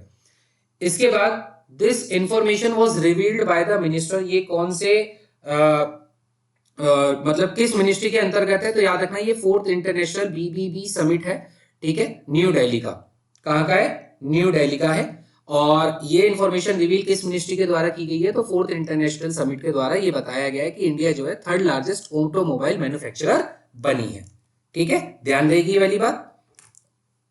अब अगले क्वेश्चन की तरफ बढ़ते हैं। अगला क्वेश्चन क्या है कि इंडिया की क्या रैंक आई है इंटरनेशनल शिपमेंट में, ठीक है। और ये जो इंडेक्स है इंटरनेशनल शिपमेंट, इसका नाम है world banks logistic performance index. तो इसके आधार पर इंडिया की कौन सी रैंक आई है? 22। कौन सी रैंक आई है? 22वीं रैंक आई है शिपमेंट में, ठीक है, ठीक है भाई, कोई दिक्कत वाली बात नहीं है। इसके बाद जो ये एरो इंडिया 2025 ये कहां पर रखा गया है, ये कहां पर हुआ है और इसकी थीम क्या है? तो याद रखना एरो इंडिया 2025 बेंगलुरु में हुआ है और इसकी जो थीम है वो है the runway to a billion opportunities. The runway to a billion opportunities इसकी थीम है, ठीक है। और ये कहां पर हुआ है एरो इंडिया? तो ये बेंगलुरु में हुआ है। किस स्टेट ने लॉन्च किया है इंडिया का पहला ऑर्गेनिक फिशरीज क्लस्टर? ठीक है, तो याद रखना है इंडिया का पहला ऑर्गेनिक फिशरीज क्लस्टर लॉन्च किया है सिक्किम ने। बहुत इंपॉर्टेंट क्वेश्चन है, पूछा बिल्कुल जा सकता है कि पहला ऑर्गेनिक फिश क्लस्टर कहां पे लॉन्च किया गया है? तो सिक्किम में लॉन्च किया गया है, ठीक है। इंडिया का पहला कोस्टल बर्ड सेंसस कहां पर होगा? तो गुजरात के जामनगर में होगा। यहाँ पर पहली बार जो कोस्टल बर्ड हैं, जो समुद्री तट पर रहने वाले जो बर्ड्स हैं, उनका सेंसस करवाया जाएगा और ये गुजरात में होगा, जामनगर में, ठीक है। प्रवासी भारतीय दिवस 2025 इसकी थीम क्या थी? तो इसकी थीम थी डायस्पोरा कंट्रीब्यूशन टू अ विकसित भारत। इसके बाद अगला क्वेश्चन आता है what rank did India achieve globally in cyber attacks? भाई इंडिया की ग्लोबली साइबर अटैक्स में क्या रैंक है, मतलब जो अचीव करता है? तो इंडिया दूसरे नंबर पे, साइबर अटैक्स अचीव करने वाला जो देश है वो दूसरे नंबर पे, यानी कि इतना साइबर अटैक्स है यहाँ पर, ठीक है। और इसके बाद अगला आता है कि जो 6th सेमीकंडक्टर यूनिट है वो कहां पर एस्टेब्लिश करने जा रहे हैं? तो 6ठी सेमीकंडक्टर यूनिट एस्टेब्लिश करने जा रहे हैं जेवर एयरपोर्ट उत्तर प्रदेश पर। कहां पर? उत्तर प्रदेश के जेवर एयरपोर्ट पर 6ठा सेमीकंडक्टर यूनिट का प्लांट लगने जा रहा है, ठीक है। कौन सी कंपनी इस जेवर सेमीकंडक्टर यूनिट के प्लांट को तैयार कर रही है? तो ये एक जॉइंट वेंचर है, यानी कि दो कंपनियों की सहभागिता से है। एक का नाम HCL है और एक का नाम है फॉक्सकॉन, ठीक है। पहला thermal power project, thermal power project की पहली यूनिट जिसका 660 मेगावाट की कैपेसिटी है, इसका नरेंद्र मोदी जी ने उद्घाटन किया है। ये कहां पर किया है? तो इसका जो नाम है वो है घाटमपुर थर्मल पावर प्रोजेक्ट। क्या नाम है? Ghatampur thermal power project. ये थर्मल पावर प्रोजेक्ट है घाटमपुर और इसकी पहली यूनिट 660 मेगावाट की रहने वाली है, ठीक है। प्रधानमंत्री नरेंद्र मोदी के द्वारा देवी अहिल्याबाई महिला सशक्तिकरण महासम्मेलन ये एड्रेस किया गया है। देवी अहिल्या महिला सशक्तिकरण महासम्मेलन ये कहां पर हुआ है? तो याद रखना देवी अहिल्या जो सशक्तिकरण महासम्मेलन है ये मध्य प्रदेश के भोपाल में किया गया है और इसको एड्रेस किसने किया है? तो नरेंद्र मोदी जी ने किया है। इसके बाद अगला क्वेश्चन आता है कि विकसित कृषि संकल्प अभियान ये कहां का अभियान है? विकसित कृषि संकल्प अभियान, तो ये संकल्प जो है ये पूरा का पूरा लेना है, इसलिए ये उड़ीसा का है। तो विकसित कृषि संकल्प अभियान जो है ये आपका उड़ीसा के पुरी में आपका किया गया है स्टार्ट, ठीक है। इंडिया का नेशनल कंप्यूटिंग मिशन टारगेट कितना है कि कितना कंप्यूटिंग मिशन टारगेट रखा है इंडिया ने? तो ये जो टारगेट है वो 34,333 GPU है, ठीक है। 34,333 टारगेट रखा हुआ है इंडिया के नेशनल कंप्यूटिंग मिशन का, क्लियर है। वर्ल्ड का पहला ई मिथेनॉल प्लांट कहां पर इनॉग्रेटेड होने जा रहा है? ये पूरे विश्व का ही पहला ई मिथेनॉल प्लांट है और ये जो स्टार्ट हो रहा है ये डेनमार्क में स्टार्ट हो रहा है। कहां पर स्टार्ट हो रहा है ई मिथेनॉल प्लांट? तो ये डेनमार्क में आपका स्टार्ट होने जा रहा है। कौन सी कंपनी पहले ई मिथेनॉल प्लांट को स्टार्ट कर रही है, मतलब कौन सी डेवलप कर रही है? तो नाम है यूरोपियन एनर्जी एंड मित्सुई, दोनों का ज्वाइंट वेंचर है यूरोपियन एनर्जी एंड मित्सुई का, ठीक है। पंचायत उन्नति इंडेक्स 2.0 पोर्टल ये कहां पर इनॉग्रेटेड किया गया है? तो पंचायत उन्नति पोर्टल जो है इसका इनॉग्रेशन भाई अंबेडकर इंटरनेशनल सेंटर में किया गया है जो न्यू दिल्ली में है, ठीक है। कहां पर है? न्यू दिल्ली में है। किसके अंतर्गत आएगा? तो ये मिनिस्ट्री ऑफ पंचायती राज के अंतर्गत आता है। इसके बाद 9th कैपेसिटी बिल्डिंग प्रोग्राम जो कि श्रीलंकन सिविलियन सर्वेंट्स के द्वारा स्टार्टेड किया गया है, ये कहां पर स्टार्टेड करने जा रहे हैं? तो ये आपका मसूरी उत्तराखंड में स्टार्ट होने जा रहा है, ठीक है। Which state jungle safari launch करने वाला कौन सा स्टेट है? तो जंगल सफारी जो कि 107 किलोमीटर की इसको लॉन्च किया है उत्तर प्रदेश ने। याद रखना उत्तर प्रदेश के द्वारा लॉन्च हुई है जंगल सफारी जो कि 107 किलोमीटर की है, ठीक है। कौन सी दो लोकेशंस को ट्रेन कनेक्ट करेगी? तो अभी वाइल्ड लाइफ सेंचुरी और टाइगर रिजर्व के लिए एक ट्रेन चलाई गई है जो दो लोकेशनों को क्या करेगी? कनेक्ट करेगी। तो एक तो आपका कतरनिया घाट वाइल्ड लाइफ सेंचुरी है और दूसरी दुधवा टाइगर रिजर्व है, ठीक है। इन दोनों को कनेक्ट करने के लिए ट्रेन बनाई गई है, ठीक है। कतरनी घाट और एक आपका दुधवा टाइगर रिजर्व। इसके बाद इस सफारी का जो मेन अट्रैक्शन होगा वो आपका विस्टा डोम कोच होगा ठीक है, जो इस सफारी ट्रेन, जो ये ट्रेन बनाई गई है जंगल सफारी के लिए, इसका जो सबसे आकर्षण जो केंद्र रहने वाला है वो विस्टाडोम कोच रहने वाला है। ठीक है, विस्टाडोम कोच रहने वाला है। वर्ल्ड बैंक रिपोर्ट के आधार पर भारत में जो गरीबी है उससे कितने लोग बाहर आए हैं 2011 से लेकर 2023 तक? तो 171 मिलियन लोग पॉवर्टी को छोड़ चुके हैं, यानी कि इससे बाहर आ चुके हैं, ऐसा आंकड़ा वर्ल्ड बैंक की रिपोर्ट में कहा गया है। इसके बाद पहली सीआईएसएफ वुमेन, ठीक है, जिन्होंने माउंट एवरेस्ट की चढ़ाई की है, बहुत इंपॉर्टेंट क्वेश्चन है, नाम याद रखेंगे, गीता समोता। क्या नाम है? गीता समोता जी ने माउंट एवरेस्ट पे जाके समोसा खाया है और ये सीआईएसएफ की डेयरिंग वुमेन है, नाम याद रखेंगे, गीता समोता। क्या नाम है? गीता समोता। अगले क्वेश्चन की तरफ आते हैं। Which state was Abhijit Banerjee added to as advisory board? किस स्टेट ने अभिजीत बनर्जी को अपने एडवाइजरी बोर्ड में सदस्य बनाया है? तो याद रखना ये कौन सा राज्य है। तो जिस राज्य के अभिजीत बनर्जी को एडवाइजरी बोर्ड में जोड़ा गया है, तो याद रखना ये तेलंगाना के हैं। ठीक है, तेलंगाना स्टेट से अभिजीत बनर्जी को एडवाइजरी बोर्ड का सदस्य बनाया गया है। इसके बाद अगला आता है कि कौन सा इनिशिएटिव है जिसको अनवील्ड किया है union port minister Sarbananda Sonowal ने? तो याद रखना इसका नाम है इनिशिएटिव का सागर में सम्मान, यानी कि रेस्पेक्ट इन द सी। आप याद करो, अभी मैंने आपको बताया था सॉरी कि अभी आरबीआई ने एक नया एनबीएफसी का मतलब इंडिया का पहला एनबीएफसी है जो मैरीटाइम सेक्टर में खोला गया है, सागरमाला फाइनेंस प्रोजेक्ट, जो आपको याद हो, तो उसकी भी इनॉग्रेशन इन्हीं के द्वारा करवाई गई है। यूनियन मिनिस्टर हैं ये सर्बानंद सोनोवाल, और इन्हीं के द्वारा एक इनिशिएटिव का और अनवील्ड किया गया है जिसका नाम है सागर में सम्मान। तो सागर से जितनी भी रिलेटेड है, समुद्र से जितनी भी रिलेटेड है, उनका inauguration mostly union port minister Sarbananda Sonowal से ही करवाया जाएगा। विच मिनिस्ट्री लॉन्च, किस मिनिस्ट्री ने लॉन्च किया है एक देश एक धड़कन, यानी कि one nation one heart beat? तो याद रखना ministry of culture. Ministry of culture का मतलब क्या है? एक देश एक धड़कन।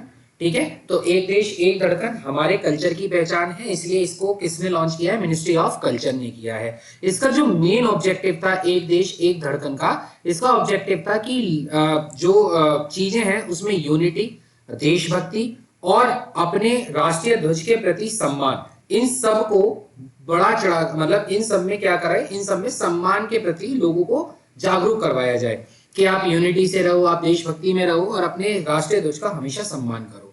ये इसका मेन मोटो था, मेन मोटिव था। ठीक है, किसका? एक देश एक धड़कन। विच एंटी नक्सल ऑपरेशन, कौन सा एंटी नक्सल ऑपरेशन था जिसको सिक्योरिटी फोर्सेस ने लॉन्च किया था छत्तीसगढ़ तेलंगाना बॉर्डर पर? तो ये जो नक्सल ऑपरेशन था जिसको सिक्योरिटी फोर्सेस के द्वारा छत्तीसगढ़ और तेलंगाना के बॉर्डर पे लॉन्च किया गया था, इसका नाम था ऑपरेशन ब्लैक फॉरेस्ट। क्या नाम था? Operation black forest. ये जो ऑपरेशन ब्लैक फॉरेस्ट था, एक तो ये नक्सल मूवमेंट था, दूसरी बात ये 21 दिनों तक चला।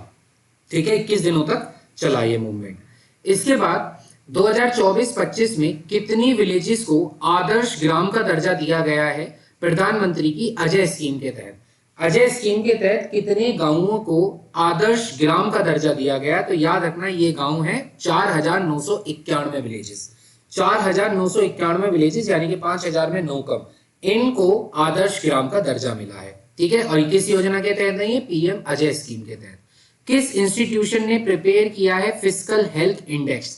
तो फिस्कल हेल्थ इंडेक्स किया गया है नीति आयोग के द्वारा।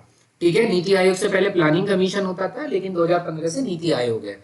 Which state is at the top in this index? तो ये फिस्कल हेल्थ इंडेक्स है, इसमें किस स्टेट ने टॉप किया है? तो याद रखना पहले उड़ीसा है, फिर उसके बाद छत्तीसगढ़ में। अभी मैंने आपको हाल ही में एक चीज और बताई थी कि अभी जो लोकल गवर्नेंस इंडेक्स हुआ, पंचायत वाला इंडेक्स हुआ, तो उसमें किस स्टेट ने टॉप किया था? तो वो था कर्नाटका। और अभी याद रखना कि जो फिस्कल हेल्थ इंडेक्स है इसमें टॉप किया है उड़ीसा ने, एंड देन उसके बाद छत्तीसगढ़ ने। और छत्तीसगढ़ और तेलंगाना के बीच में नक्सल ऑपरेशन हुआ है जिसका नाम है ब्लैक फॉरेस्ट। तो ऐसे चीजों को लिंक करते हुए चलेंगे। Who was introduced by the Assam government to share cabinet meeting information? किसको इंट्रोड्यूस किया गया है आसाम गवर्नमेंट के द्वारा जो उनकी कैबिनेट मीटिंग है उनकी इंफॉर्मेशन शेयर करने के लिए? तो आसाम गवर्नमेंट ने एक एआई टूल मतलब इंट्रोड्यूस करवाया है जिसमें उनकी कैबिनेट मीटिंग की इंफॉर्मेशन शेयर की जाएंगी। और ये एआई एंकर है, यानी कि ये कोई मानव एंकर नहीं है, बल्कि ये एआई एंकर है, आर्टिफिशियल इंटेलिजेंसी एंकर है, जिसका नाम क्या है? अंकिता। ठीक है, तो अंकिता जो है वो आसाम गवर्नमेंट की कैबिनेट मीटिंग इंफॉर्मेशन को शेयर करेंगी, ये एआई मॉडल है। इसके बाद where did defence minister Rajnath Singh ने इनॉग्रेट किया है BrahMos integration and testing facility centre का। तो ये जो डिफेंस मिनिस्टर है हमारे राजनाथ सिंह जी, इन्होंने ब्रह्मास टेस्टिंग सेंटर का इनॉग्रेशन किया है। और ये ब्रह्मास सेंटर कहां पर है? ये लखनऊ उत्तर प्रदेश में है, क्योंकि सबका ब्रह्मास्त्र कहां है? उत्तर प्रदेश। ठीक है, उत्तर प्रदेश की राजधानी क्या है? Lucknow. with whose support did Uttar Pradesh launch two key initiative, UP Agri and Artificial AI Prayag. तो किसके सपोर्ट के साथ उत्तर प्रदेश ने दो नए इनिशिएटिव्स लॉन्च किए हैं? एक इनिशिएटिव है यूपी एग्री और एक इनिशिएटिव है एआई प्रयाग। तो इन दोनों इनिशिएटिव में सपोर्ट दिया है वर्ल्ड बैंक ने। किसने दिया है? वर्ल्ड बैंक ने यहाँ पर सपोर्ट प्रोवाइड करवाया है। इसके बाद अगला क्वेश्चन है, which state was demanded amendment to animal birth control rule 2023?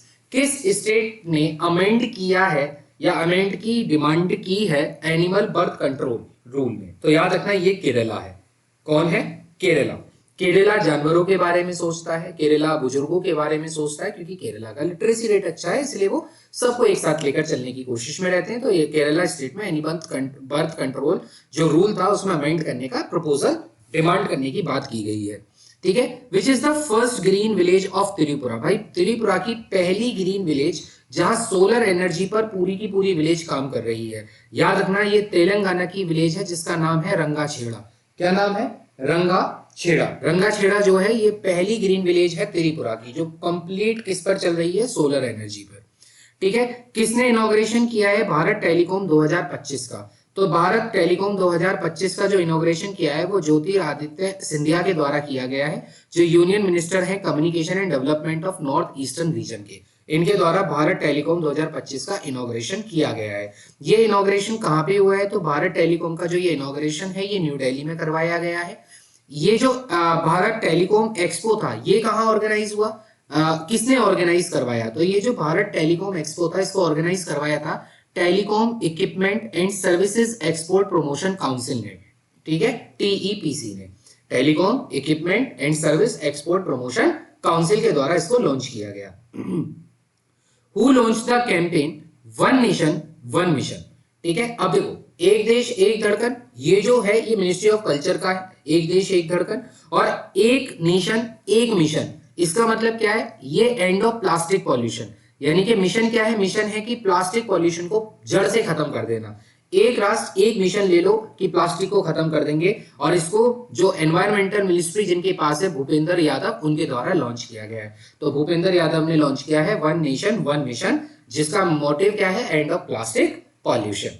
ठीक है, और अगर थीम पूछे, मेन एम पूछे, तो लोगों को जागरूक करना है कि वो इको फ्रेंडली अल्टरनेटिव्स को ज्यादा अडॉप्ट करें। इको फ्रेंडली जिससे जो पर्यावरण है वो प्रदूषित ना हो और पर्यावरण आपका बिल्कुल क्या रहे? बढ़िया बना रहे। ठीक है, अभी 24वीं मीटिंग करवाई गई है इंडियन ओशियन रिम एसोसिएशन की। ठीक है, इसकी चेयरमैनशिप किस कंट्री ने की है? तो याद रखना ये जो Indian ocean rim association council of minister की मीटिंग हुई है, इसको होस्ट किया है श्रीलंका के द्वारा। किसने किया है? श्रीलंका ने। और इनकी भी जो थीम थी वो थी sustainable Indian ocean for future generation. ठीक है, इंडियन ओशियन का संरक्षण करना है आने वाली जनरेशनों के लिए, तो सस्टेनेबल इनका मोटिव था। Who has been elected as the chairman of estimate committee? जो आकलन समिति होती है उसका चेयरमैन किसको बनाया गया है 2025 और 26 के लिए? तो ये है संजय जायसवाल।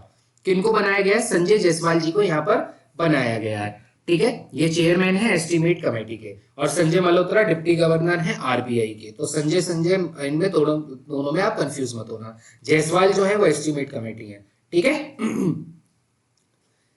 इसके बाद अगला है विच म्युनिसिपल कॉर्पोरेशन इशू? किस म्युनिसिपल कॉर्पोरेशन ने, किस नगर पालिका ने पहला सर्टिफाइड ग्रीन म्युनिसिपल बॉन्ड, देश का पहला certified green municipal bond launch किया है? तो गाजियाबाद म्युनिसिपल कॉर्पोरेशन है। कौन है? गाजियाबाद म्युनिसिपल कॉर्पोरेशन के तहत पूरे भारत का पहला ग्रीन म्युनिसिपल बॉन्ड लॉन्च किया गया है। पहली सेमी ऑटोमेटेड पोर्ट, इंडिया का पहला सेमी ऑटोमेटेड पोर्ट कहां पर बनाया गया है? तो इसका नाम है, कौन सा है? पहले तो पोर्ट का नाम ही समझ लेते हैं। तो इस पोर्ट का नाम क्या है? इसका नाम है विजिंजम इंटरनेशनल पोर्ट। क्या नाम है? Vizhinjam international port. ये जो विजिंजम इंटरनेशनल पोर्ट है ये भारत का पहला सेमी ऑटोमेटेड पोर्ट है। ठीक है, Vizhinjam international port. Who received the entrepreneur of the year award, entrepreneur of the year award 2024 से किसको सम्मानित किया गया है? तो जीरोधा के फाउंडर है नितिन कामत, इनको एंटरप्रेन्योर ऑफ द अवार्ड से सम्मानित किया गया है। और ये फाउंडर किसके हैं? तो इनकी ऑर्गेनाइजेशन का नाम है जीरोधा।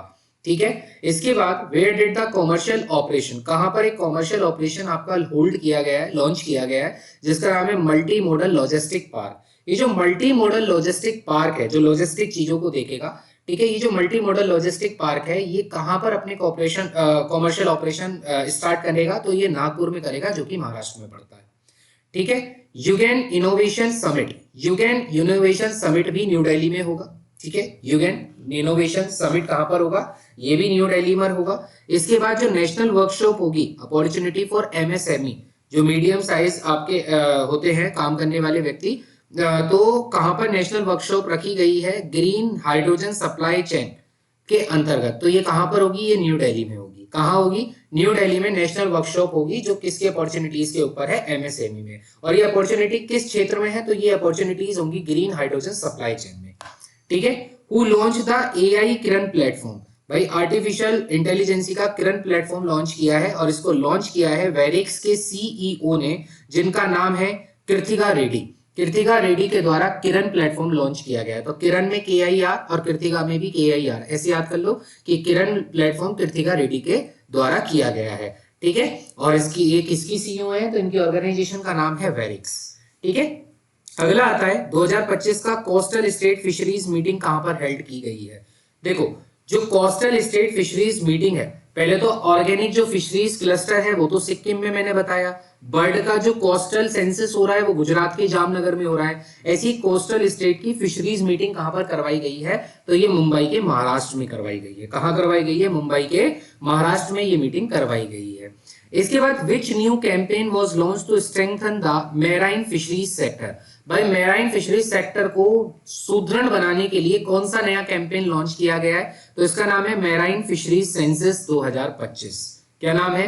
Marine fisheries census 2025। ये अभी हमने देखा ही था कि इंडिया की पहली क्वांटम कंप्यूटिंग विलेज कहां पर एस्टेब्लिश है? तो ये अमरावती आंध्र प्रदेश में है।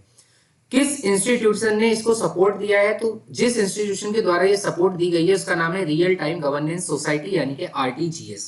ये RTGS वो नहीं है जो आप बैंकिंग सिस्टम में पढ़ते हो, ये RTGS इंस्टीट्यूशन का शॉर्ट फॉर्म है, जिसका नाम है रियल टाइम गवर्नेंस सोसाइटी। ठीक है, वरना एक RTGS बैंकिंग सिस्टम में भी होता है रियल टाइम ग्रॉस सेटलमेंट। ठीक है, उसी समय पर सेटलमेंट हो जाता है। इसके बाद अगला आता है where was Asia first global hyperloop, Asia की पहली ग्लोबल हाइपर लूप कॉन्फ्रेंस कहां पर हेल्ड हुई है? तो एशिया की ये जो पहली हाइपर लूप कॉन्फ्रेंस है ये IIT मद्रास में हेल्ड की गई है। कहां पर हुई है? IIT मद्रास में ये कॉन्फ्रेंस हुई है। ठीक है, where was the global investor summit 2025, important है, पूछा जाता है ग्लोबल इन्वेस्टर समिट कहां हुआ है? तो ग्लोबल इन्वेस्टर समिट भोपाल के मध्य प्रदेश में हुआ है।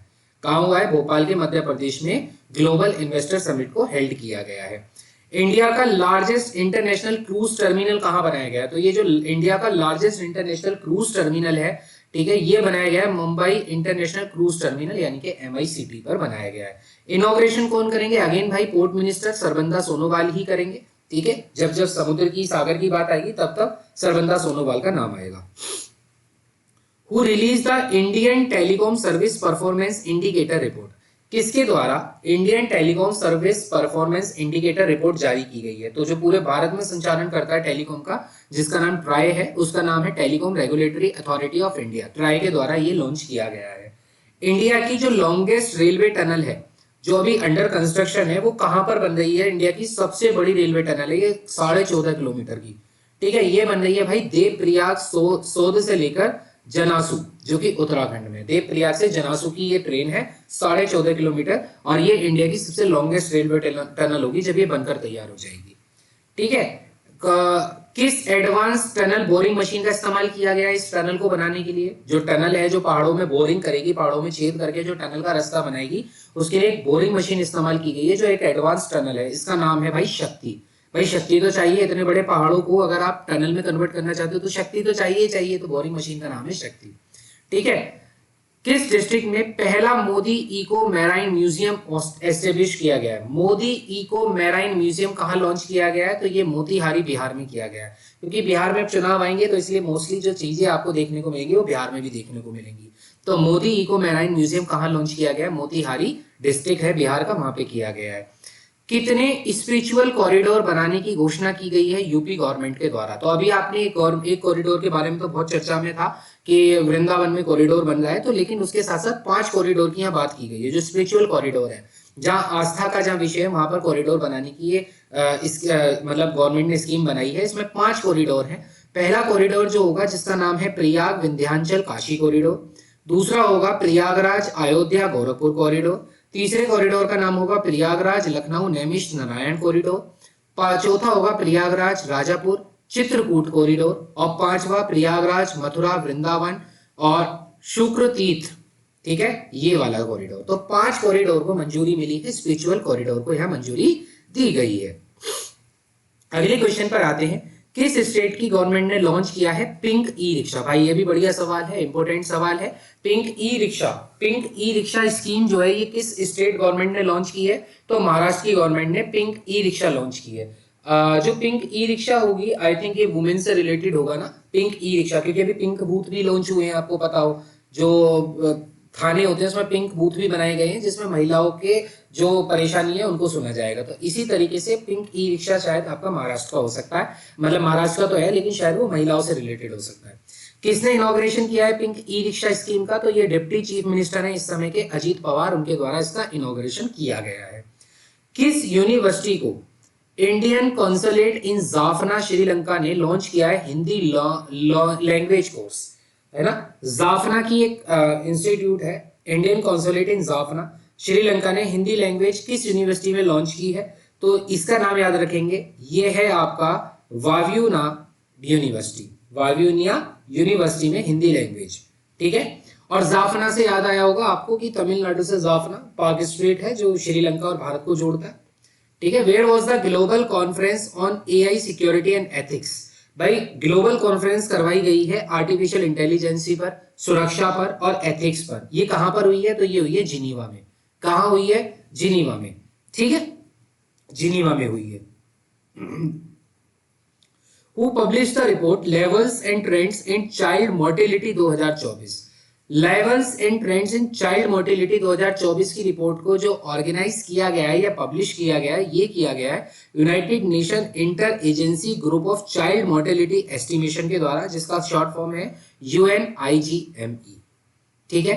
किसने third report state of world's plant genetic resources के ऊपर किया है, किसने पब्लिश किया है? तो ये है UNFAO। भाई देखो ये इतना इंपॉर्टेंट है नहीं, लेकिन फिर भी आप ये दोनों चीजें फैक्ट एक मतलब होता है ना ओरली पर्पस से आप इसको जरूर याद रख लेना कि चाइल्ड मोर्टेलिटी को UNIGME के द्वारा है, और एक वर्ल्ड प्लांट जेनेटिक रिसोर्स के ऊपर जो रिपोर्ट आई है वो UNFAO के द्वारा आई है, ठीक है। कितना परसेंटेज वर्ल्ड का क्रॉप प्रोडक्शन डिपेंड करता है? सिर्फ 9 क्रॉप पर। जो मेजर 9 क्रॉप्स हैं उनके ऊपर पूरे विश्व की 60% आबादी निर्भर करती है। कितनी करती है? 60% से ज्यादा आबादी 9 क्रॉप्स पर डिपेंडेंट करती है। किस कंट्री ने रामायण कॉन्क्लेव ऑर्गेनाइज करवाया? तो आपको पता है रामायण कॉन्क्लेव ऑर्गेनाइज कौन करवाएगा? श्रीलंका, क्योंकि रामायण में जो प्रभु श्री राम जी थे उन्हीं के द्वारा राम सेतु बनाया गया था लंका तक जाने के लिए। तो रामायण कॉन्क्लेव ऑर्गेनाइज भी कौन करेगा? श्रीलंका करेगी, ठीक है। रामायण कॉन्क्लेव किस इंस्टीट्यूट के द्वारा ऑर्गेनाइज करवाया गया? तो इसका नाम है इंटरनेशनल रामायण एंड वैदिक रिसर्च इंस्टीट्यूट, ठीक है। कहां पर मीटिंग होगी अमेरिकन एंड यूक्रेनियन डेलीगेशन की? अमेरिकन और यूक्रेन की जो मीटिंग है वो कहां पर करवाई गई है? तो वो रियाद में करवाई गई है। कहां करवाई गई है? रियाद में करवाई गई है। अब एक अगला बड़ा तगड़ा नाम है नितुम्बु नंदी नदी तवा। ये कहां की पहली फीमेल प्रेसिडेंट बनी है? तो ये नामीबिया की बनी है, नामीबिया की बनी है, ठीक है। इसको याद रखते हैं नंदी से, ठीक है। नंदी महाराज आपको पता होगा, नंदी महाराज सभी जानते होंगे, अब तो सावन भी चल गए हैं, तो नंदी महाराज जी से याद रखते हैं, ठीक है। नंदी जी का नाम याद रखेंगे, तो ऐसे याद रख लो, नंदी जी का नाम याद रखेंगे। तो नंदी कहां की है? नामीबिया की है, ठीक है। अगले क्वेश्चन पर आते हैं, what is the theme of south Africa G20 presidency? South Africa का जो G20 प्रेसिडेंसी हुआ है उसकी थीम क्या थी? तो उसकी थीम थी सॉलिडेरिटी, इक्वलिटी एंड सस्टेनेबिलिटी, ठीक है, सॉलिडेरिटी, इक्वलिटी एंड सस्टेनेबिलिटी, ये उसकी थीम थी। ठीक है, what forms of cultural art was showcased during this celebration. ठीक है, किस तरह की कल्चरल आर्ट यहाँ पर सेलिब्रेशन के समय देखने को मिली, तो मधुबनी पेंटिंग्स यहाँ पर दिखाई गई थी। ठीक है, जो ये south Africa G20 presidency meeting हुई थी, यहाँ पर किस कल्चर आर्ट को शो किया गया, तो ये थी मधुबनी पेंटिंग्स। ठीक है, which countries Mount Kilauea volcano has become active again. किस कंट्री का माउंट किलाउ वेल्कनो जो है, जो आपका ज्वालामुखी है, वो फिर से एक्टिव हो चुका है, तो ये यूएसए है। तो पूछ सकता है कि माउंट किलाउ जो है वो कहाँ पे है, तो भाई ये यूएसए में है। ठीक है, रिजर्व बैंक यानी कि आरबीआई ने अभी एक एग्रीमेंट साइन किया है, किस कंट्री के बैंक के साथ ये एग्रीमेंट साइन किया है, तो बैंक ऑफ मॉरिशस के साथ किया है।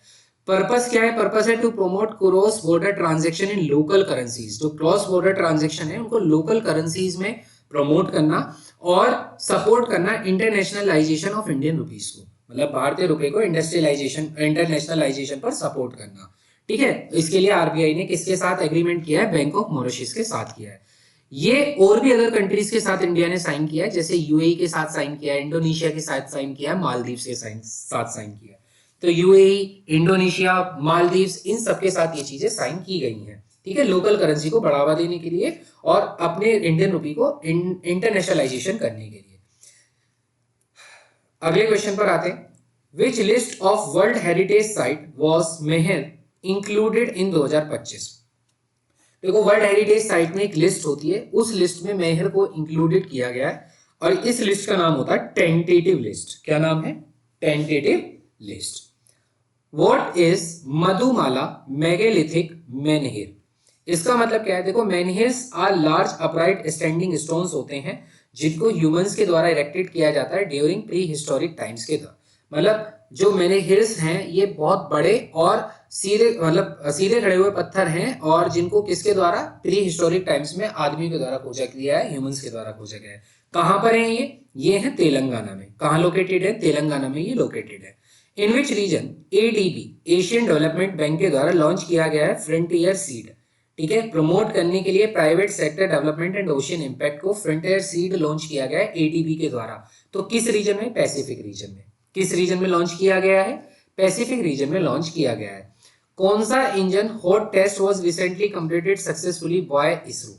इसरो के द्वारा किस इंजन का हॉट टेस्ट कंप्लीटेड अभी हुआ है, तो इस इंजन का नाम है semi cryogenic engine. Semi cryogenic engine. ठीक है, ये किस तरह का, किस टाइप का इंजन है, तो ये लिक्विड रॉकेट इंजन है। कैसा है ये, लिक्विड रॉकेट इंजन है। इसके बाद अगला आता है, किस इंडियन कंपनी ने स्टार्ट किया है हाइड्रोजन ट्रक ट्रेल्स इन 2025। किस इंडियन कंपनी के द्वारा हाइड्रोजन ट्रक ट्रेल्स स्टार्ट किए गए हैं, तो अपने देश की टाटा मोटर्स। ठीक है, टाटा मोटर्स। और इसका मिशन क्या है, ऑब्वियस सी बात है, अगर हाइड्रोजन ट्रक प्रोजेक्ट आ रहा है तो एनवायरमेंट के बारे में सोच के आ रहा होगा, तो नेशनल ग्रीन हाइड्रोजन मिशन इसका प्रोजेक्ट है, मतलब इसका मोटिव है, मिशन है। ठीक है, अभी सेकंड वॉरशिप जो लॉन्च की गई प्रोजेक्ट, इसके तहत वो क्या नाम था उसका नाम था तपस्या।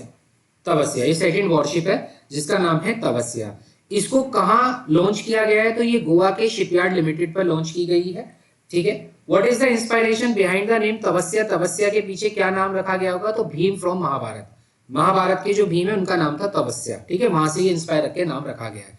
तो भीम थे ना, जैसे बिल्कुल भाई अड़िंग थे, कोई मतलब नहीं, इतने हाथियों का बल उनके पास था। तो इसी तरीके से ये सेकंड वॉरशिप है जिसको कोई नहीं हरा सकता, इसलिए उसका नाम तपस्या रखा गया। What is the name of first worship, और पहली वॉरशिप का नाम क्या था, तुशील। इसका नाम था तुशील। तो याद रखना, दो वॉरशिप है, पहली वॉरशिप का नाम तुशील है और दूसरी का नाम तपस्या है। दोनों का नाम टी से ही स्टार्ट है। वेयर वाज उड़ान पैसेंजर कैफे। कहां पर उड़ान पैसेंजर कैफे इनॉग्रेटेड किया गया है, तो उड़ान पैसेंजर कैफे चेन्नई के एयरपोर्ट पे लॉन्च किया गया है। ठीक है, इसको यूनियन सिविल एविएशन मिनिस्टर है मोहन नायडू, उनके द्वारा किया गया है। ठीक है, उड़ान पैसेंजर कैफे चाइना कहां पर है, चेन्नई के एयरपोर्ट पर। अगला आता है, where did PM Narendra Modi participate in mega Jhumoir dance programme. तो ये कहां पर हुआ, मेगा झूमर डांस प्रोग्राम जो हुआ ये आपका गुवाहाटी में हुआ। ये पूछा जा सकता है कि मेगा झूमर डांस कहां पर है, तो मेगा झूमर डांस जो है वो गुवाहाटी का डांस है। ठीक है, इस इवेंट का नाम क्या था, इस इवेंट का नाम था झूमर विनोदनी 2025। और यहीं पर एक डांस पार्टिसिपेट में मोदी जी भी आए जिसका नाम था मेगा झूमर डांस प्रोग्राम। ठीक है, who inaugurated the global investor summit? Investor summit जो एमपी में करवाया गया है भोपाल में, उसको किसने इनॉग्रेटेड किया है? तो पीएम नरेंद्र मोदी जी के द्वारा इनॉग्रेटेड किया है। कहाँ हुआ? भोपाल के मध्य प्रदेश में हुआ। ठीक है, अगला आता है where was the foundation stone of India's first biopolymer plant? India का पहला बायोपॉलीमर प्लांट कहाँ लगने जा रहा है? तो ये भी इंपॉर्टेंट है। ये अपने यूपी के कुंभी, ठीक है, कुंभी जगह है लखीमपुर खीरी में, वहां पर इसको पहला, ये भारत का पहला बायोपॉलीमर प्लांट है जिसको लखीमपुर खीरी में कहा किया गया, स्थापना की गई है। ठीक है, इसको जो कंपनी बना रही है या जो इसको सेट कर रही है, उस कंपनी का नाम है बलरामपुर चीनी मिल्स लिमिटेड। क्या नाम है इसका? बलरामपुर चीनी मिल्स लिमिटेड। इंडिया की पहली वाइल्ड बायो बैंक जो अब पूरी तरीके से काम करने लगेगी, फुली ऑपरेशनल है। इंडिया का पहला वाइल्ड बायो बैंक है भाई। ये कहां पर है? तो बायो बैंक है ये इंडिया का पहला। इसका नाम है Padmaja Naidu Himalayan zoological park, Darjeeling में। ठीक है, याद रखेंगे। Where is the all India transgender conference 2025? Important है। ऑल इंडिया ट्रांसजेंडर कॉन्फ्रेंस कहां पर हुई है? तो अजमेर में हुई है। ऑल इंडिया ट्रांसजेंडर कॉन्फ्रेंस कहां पर करवाई गई है? अजमेर में करवाई गई है। इसके बाद where was the India's first open air art wall museum for blind? Blind के लिए, यानी कि जो अंधे होते हैं, जो बेचारे जिनके नेत्र नहीं होते, नेत्रहीन लोगों के लिए पहला open air art wall museum open किया गया है न्यू दिल्ली में। ठीक है, सराहनीय काम है, नई दिल्ली में हुआ है। ठीक है, कि नया काम है। और नया काम क्या है कि पहला open air art wall museum है जो ब्लाइंड लोगों के लिए किया गया है। Who inaugurated the inland water terminal? भाई इनलैंड वाटर वे टर्मिनल को किसने इनॉग्रेटेड किया है? तो ऑब्वियसली बात है पोर्ट मिनिस्ट्री ही इसको इनॉग्रेटेड करेगी। Which state assembly become first state assembly with translation facilities? Translation facilities के साथ कौन सी पहली स्टेट असेंबली है? तो ये पहली स्टेट असेंबली है यूपी की असेंबली। ठीक है, जहां ट्रांसलेशन फैसिलिटी का इस्तेमाल किया गया है। In which language does Yogi Adityanath CM inspect the translation exercise? यानी कि यहाँ पर बहुत सारी भाषाओं में ये फैसिलिटी प्रोवाइड करवाई गई है। और किन किन भाषाओं को? तो इसमें भाषा है ब्रज की भाषा, भोजपुरी, बुंदेलीखंडी और इंग्लिश भाषा। ठीक है, ये ट्रांसलेशन फैसिलिटीज यूपी में करवाई गई हैं। Who took charge as the election commissioner of India? Election commissioner बने हैं अब इंडिया के विवेक जोशी। तो नाम याद रखेंगे, जोश के साथ इलेक्शन करवाया जाएगा, इसलिए कौन बने हैं? विवेक जोशी जी बने हैं। ठीक है, विवेक जोशी जी। Who inaugurated? किन्होंने इनॉग्रेट किया है national geo spatial knowledge based urban land survey, जिसका नाम नक्शा पायलट प्रोग्राम है। नक्शा पायलट प्रोग्राम ये लॉन्च किया गया है रूरल डेवलपमेंट यूनियन मिनिस्ट्री के द्वारा, जो किसके अंतर्गत आती है? शिवराज सिंह चौहान के अंतर्गत आती है। ठीक है, उन 4 स्टेट्स का नाम बताना है जो हाईएस्ट पोटेंशियल हैं जिनके पास रिन्यूएबल एनर्जी का। तो सबसे पहले पर राजस्थान है, दूसरे पर महाराष्ट्र है, तीसरे पर गुजरात है और फिर कर्नाटक है। तो 4 नाम रखेंगे याद, राजस्थान, महाराष्ट्र, गुजरात और कर्नाटका। तो इसको याद कर सकते हैं, कैसे याद करेंगे भाई? इसको याद कर सकते हैं RMGK। ठीक है, RMGK। तो ऐसे याद कर लो, हम राम जी के। ठीक है, ऐसे याद कर सकते हैं, हम राम जी के। तो राम जी के मतलब R for Rajasthan, M for Maharashtra, G for Gujarat and K for Karnataka. Which district of UP? UP का वह कौन सा जिला है जहां पर क्रूड ऑयल रिजर्व मिला है? भाई क्रूड, कच्चा तेल यहां पर मिला है और ये जिला है बलिया, जो बिहार के बॉर्डर से टच होता है। ठीक है, यहां पर क्रूड ऑयल का भंडार मिला है बलिया में। ठीक है, किस ऑर्गेनाइजेशन ने ये डिस्कवर किया है? तो ONGC ने किया है। ठीक है, which country justice Yashwant Verma? ठीक है, वो सॉरी, किस कोर्ट के जज नियुक्त किए गए हैं यशवंत वर्मा? तो ये दिल्ली हाई कोर्ट के। दिल्ली हाई कोर्ट के जज कौन बने हैं? तो यशवंत वर्मा बने हैं। ठीक है, यशवंत वर्मा, यशवंत वर्मा जी जो हैं वो दिल्ली हाई कोर्ट के क्या बने हैं? जज बने हैं। इसके बाद अगला आपका आता है, अगले में है which university was initiative for Buddhist artificial intelligence? किस यूनिवर्सिटी ने एक इनिशिएटिव लॉन्च किया है Buddhist AI with Malaysia support announce? तो ये किस यूनिवर्सिटी में लॉन्च हुआ है ये इनिशिएटिव? तो ये नालंदा महाविहार बिहार में, नव नालंदा महाविहार यूनिवर्सिटी में किया गया है। और ये नालंदा महाविहार यूनिवर्सिटी कहां पर है? बिहार में। यहाँ पर Buddhist artificial intelligence initiative launch किया गया है मलेशिया की सपोर्ट के साथ। ठीक है भाई, यूनाइटेड वर्ल्ड रेसलिंग इसके मेंबर कौन इलेक्ट हुए तो याद रखना संजय कुमार सिंह, ठीक है भाई, यानी कि जिनका नाम संजय, उन्हें बहुत जगहों का मेंबर बनाया जा रहा है। तो संजय कुमार सिंह जी को रेसलिंग का, वर्ल्ड रेसलिंग का मेंबर बनाया गया है, WFI का। इसके बाद कौन सी दो नदियों के किनारे हैं जिनको डेवलप किया जा रहा है रिलीजियस कॉरिडोर में, उत्तराखंड में। उत्तराखंड की दो नदियों के किनारों को रिलीजियस कॉरिडोर के रूप में कन्वर्ट किया जा रहा है। तो एक माँ गंगा है और दूसरी माँ शारदा है। तो गंगा और शारदा माँ दोनों के किनारों को डेवलप किया जा रहा है इनटू रिलीजियस कॉरिडोर। यूपी ने कितने कॉरिडोर बनाए? 5 कॉरिडोर है, ठीक है। और सभी का प्रयागराज, वाया प्रयागराज से ही बनाए गए हैं सारे। By how much has the salary of members of parliament, भाई कितनी सैलरी बढ़ी है एमपीज की? तो देख रहे हो 1 लाख से 1,24,000 पर मंथ कर दी गई है। तो अब एमपी की जो सैलरी होगी वो 1 लाख से बढ़ाकर कितनी कर दी गई है? 1,24,000 प्रति महीना। तगड़ी चलती है भाई। Recently a volcanic eruption occurred and एक माउंट है जिसका नाम है, जिस पर्वत का नाम क्या है? लियोतोबी लाकी लाकी। भाई लाकी लाकी, लाकी लाकी मतलब लकी लकी। कौन लकी है भाई? इंडोनेशिया वाले लकी हैं कि कोई ज्यादा बड़ा खतरा यहाँ पर नहीं हुआ, वॉल्केनिक इरप्शन हुआ है माउंट लियोतोबी लाकी लाकी में, ठीक है। ये इंडोनेशिया का है और मोस्टली जितने भी एक्टिव वॉल्केनोज हैं वो आधे से ज्यादा इंडोनेशिया में ही है। Which state government announce the creation of dolphin safari? किस गवर्नमेंट ने डॉल्फिन सफारी की जो घोषणा की है? देखो जंगल सफारी उत्तर प्रदेश में और डॉल्फिन सफारी भी उत्तर प्रदेश में। आओ यूपी में घुमाते हैं तुम्हें यूपी, चाहे जंगल घूमो चाहे घूमो डॉल्फिन, ठीक है। इसके बाद किन दो लोकेशंस के बीच में, वाराणसी की किन दो लोकेशन के बीच में डॉल्फिन सफारी होगी?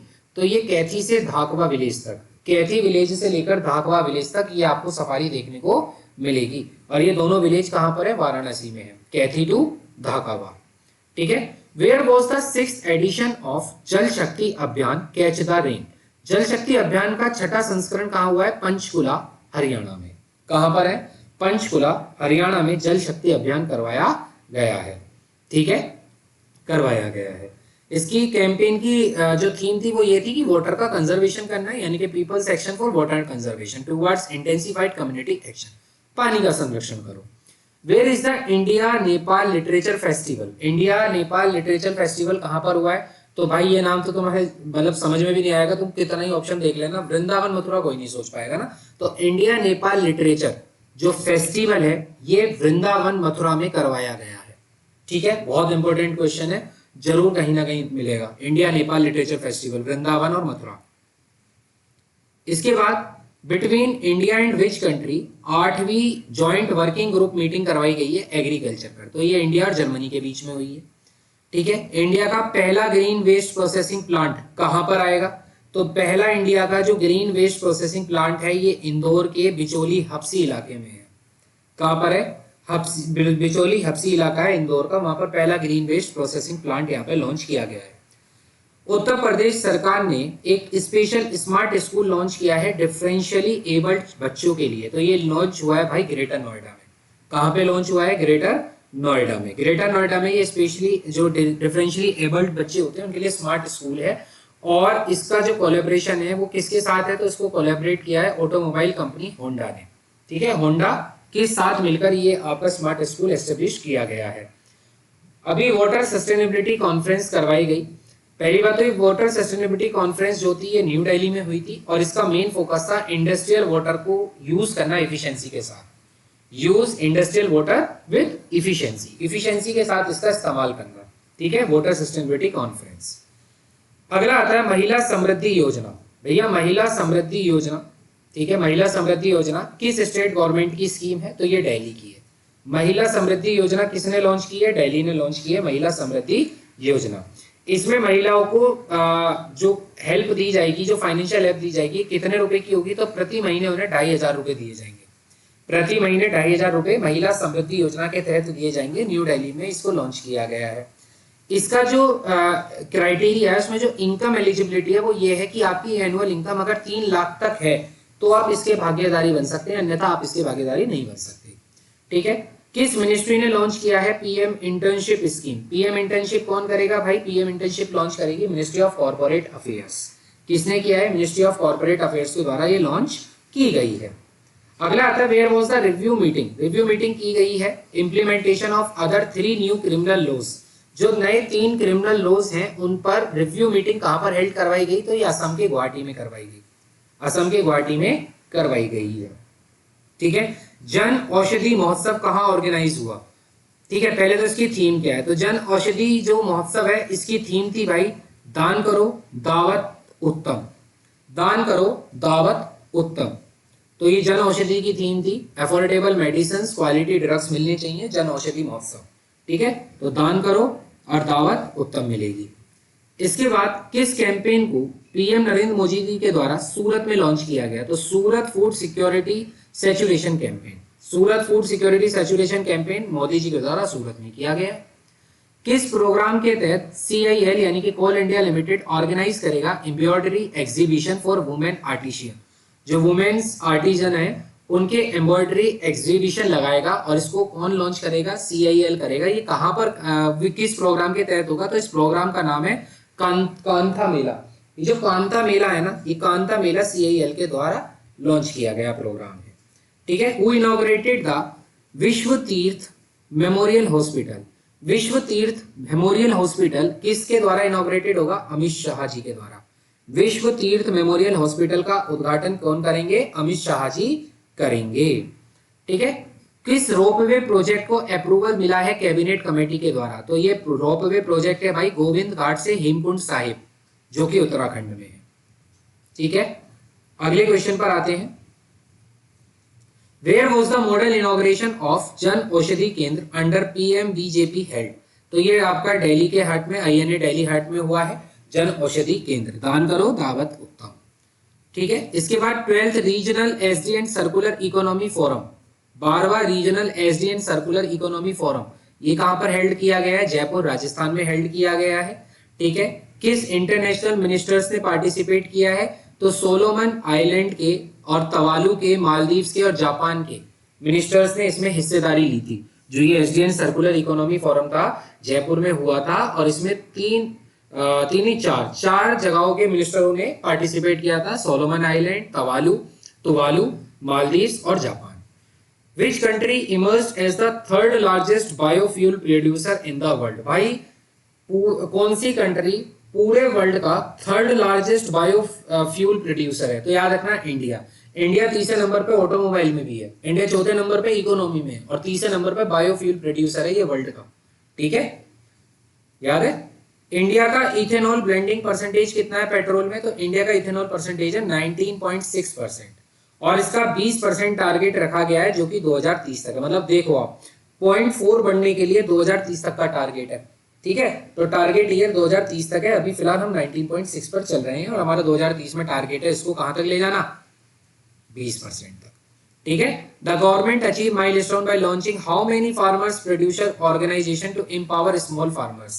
भाई जो गवर्नमेंट है उन्होंने कितने माइलस्टोन, मतलब the government achieve a milestone by launching how many farmers producer organisation? Farmers producer organisation कितनी ओपन की है गवर्नमेंट ने? तो 10,000 फार्मर प्रोड्यूसर ऑर्गेनाइजेशन खोली गई हैं, जिसका काम है जो छोटे छोटे किसान हैं उनको सशक्तिकरण करना। ठीक है, इसके बाद अगला आता है who has been appointed as the new director of Israel security agency Shin Bet by prime minister Benjamin Netanyahu? तो इसको करा है, किसको करा है? इली शारवित को इजराइल सिक्योरिटी एजेंसी का नया डायरेक्टर लॉन्च किया गया है, इली शारवित। ठीक है, बहुत शानी है।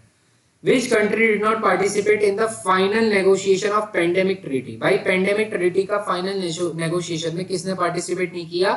USA ने नहीं किया, अमेरिका ने नहीं किया। According to ACI world report 2024, सबसे 8वां बिजी एयरपोर्ट वर्ल्ड का, भाई पूरे वर्ल्ड का 8वां सबसे बिजी एयरपोर्ट है इंदिरा गांधी इंटरनेशनल एयरपोर्ट दिल्ली, 8वां।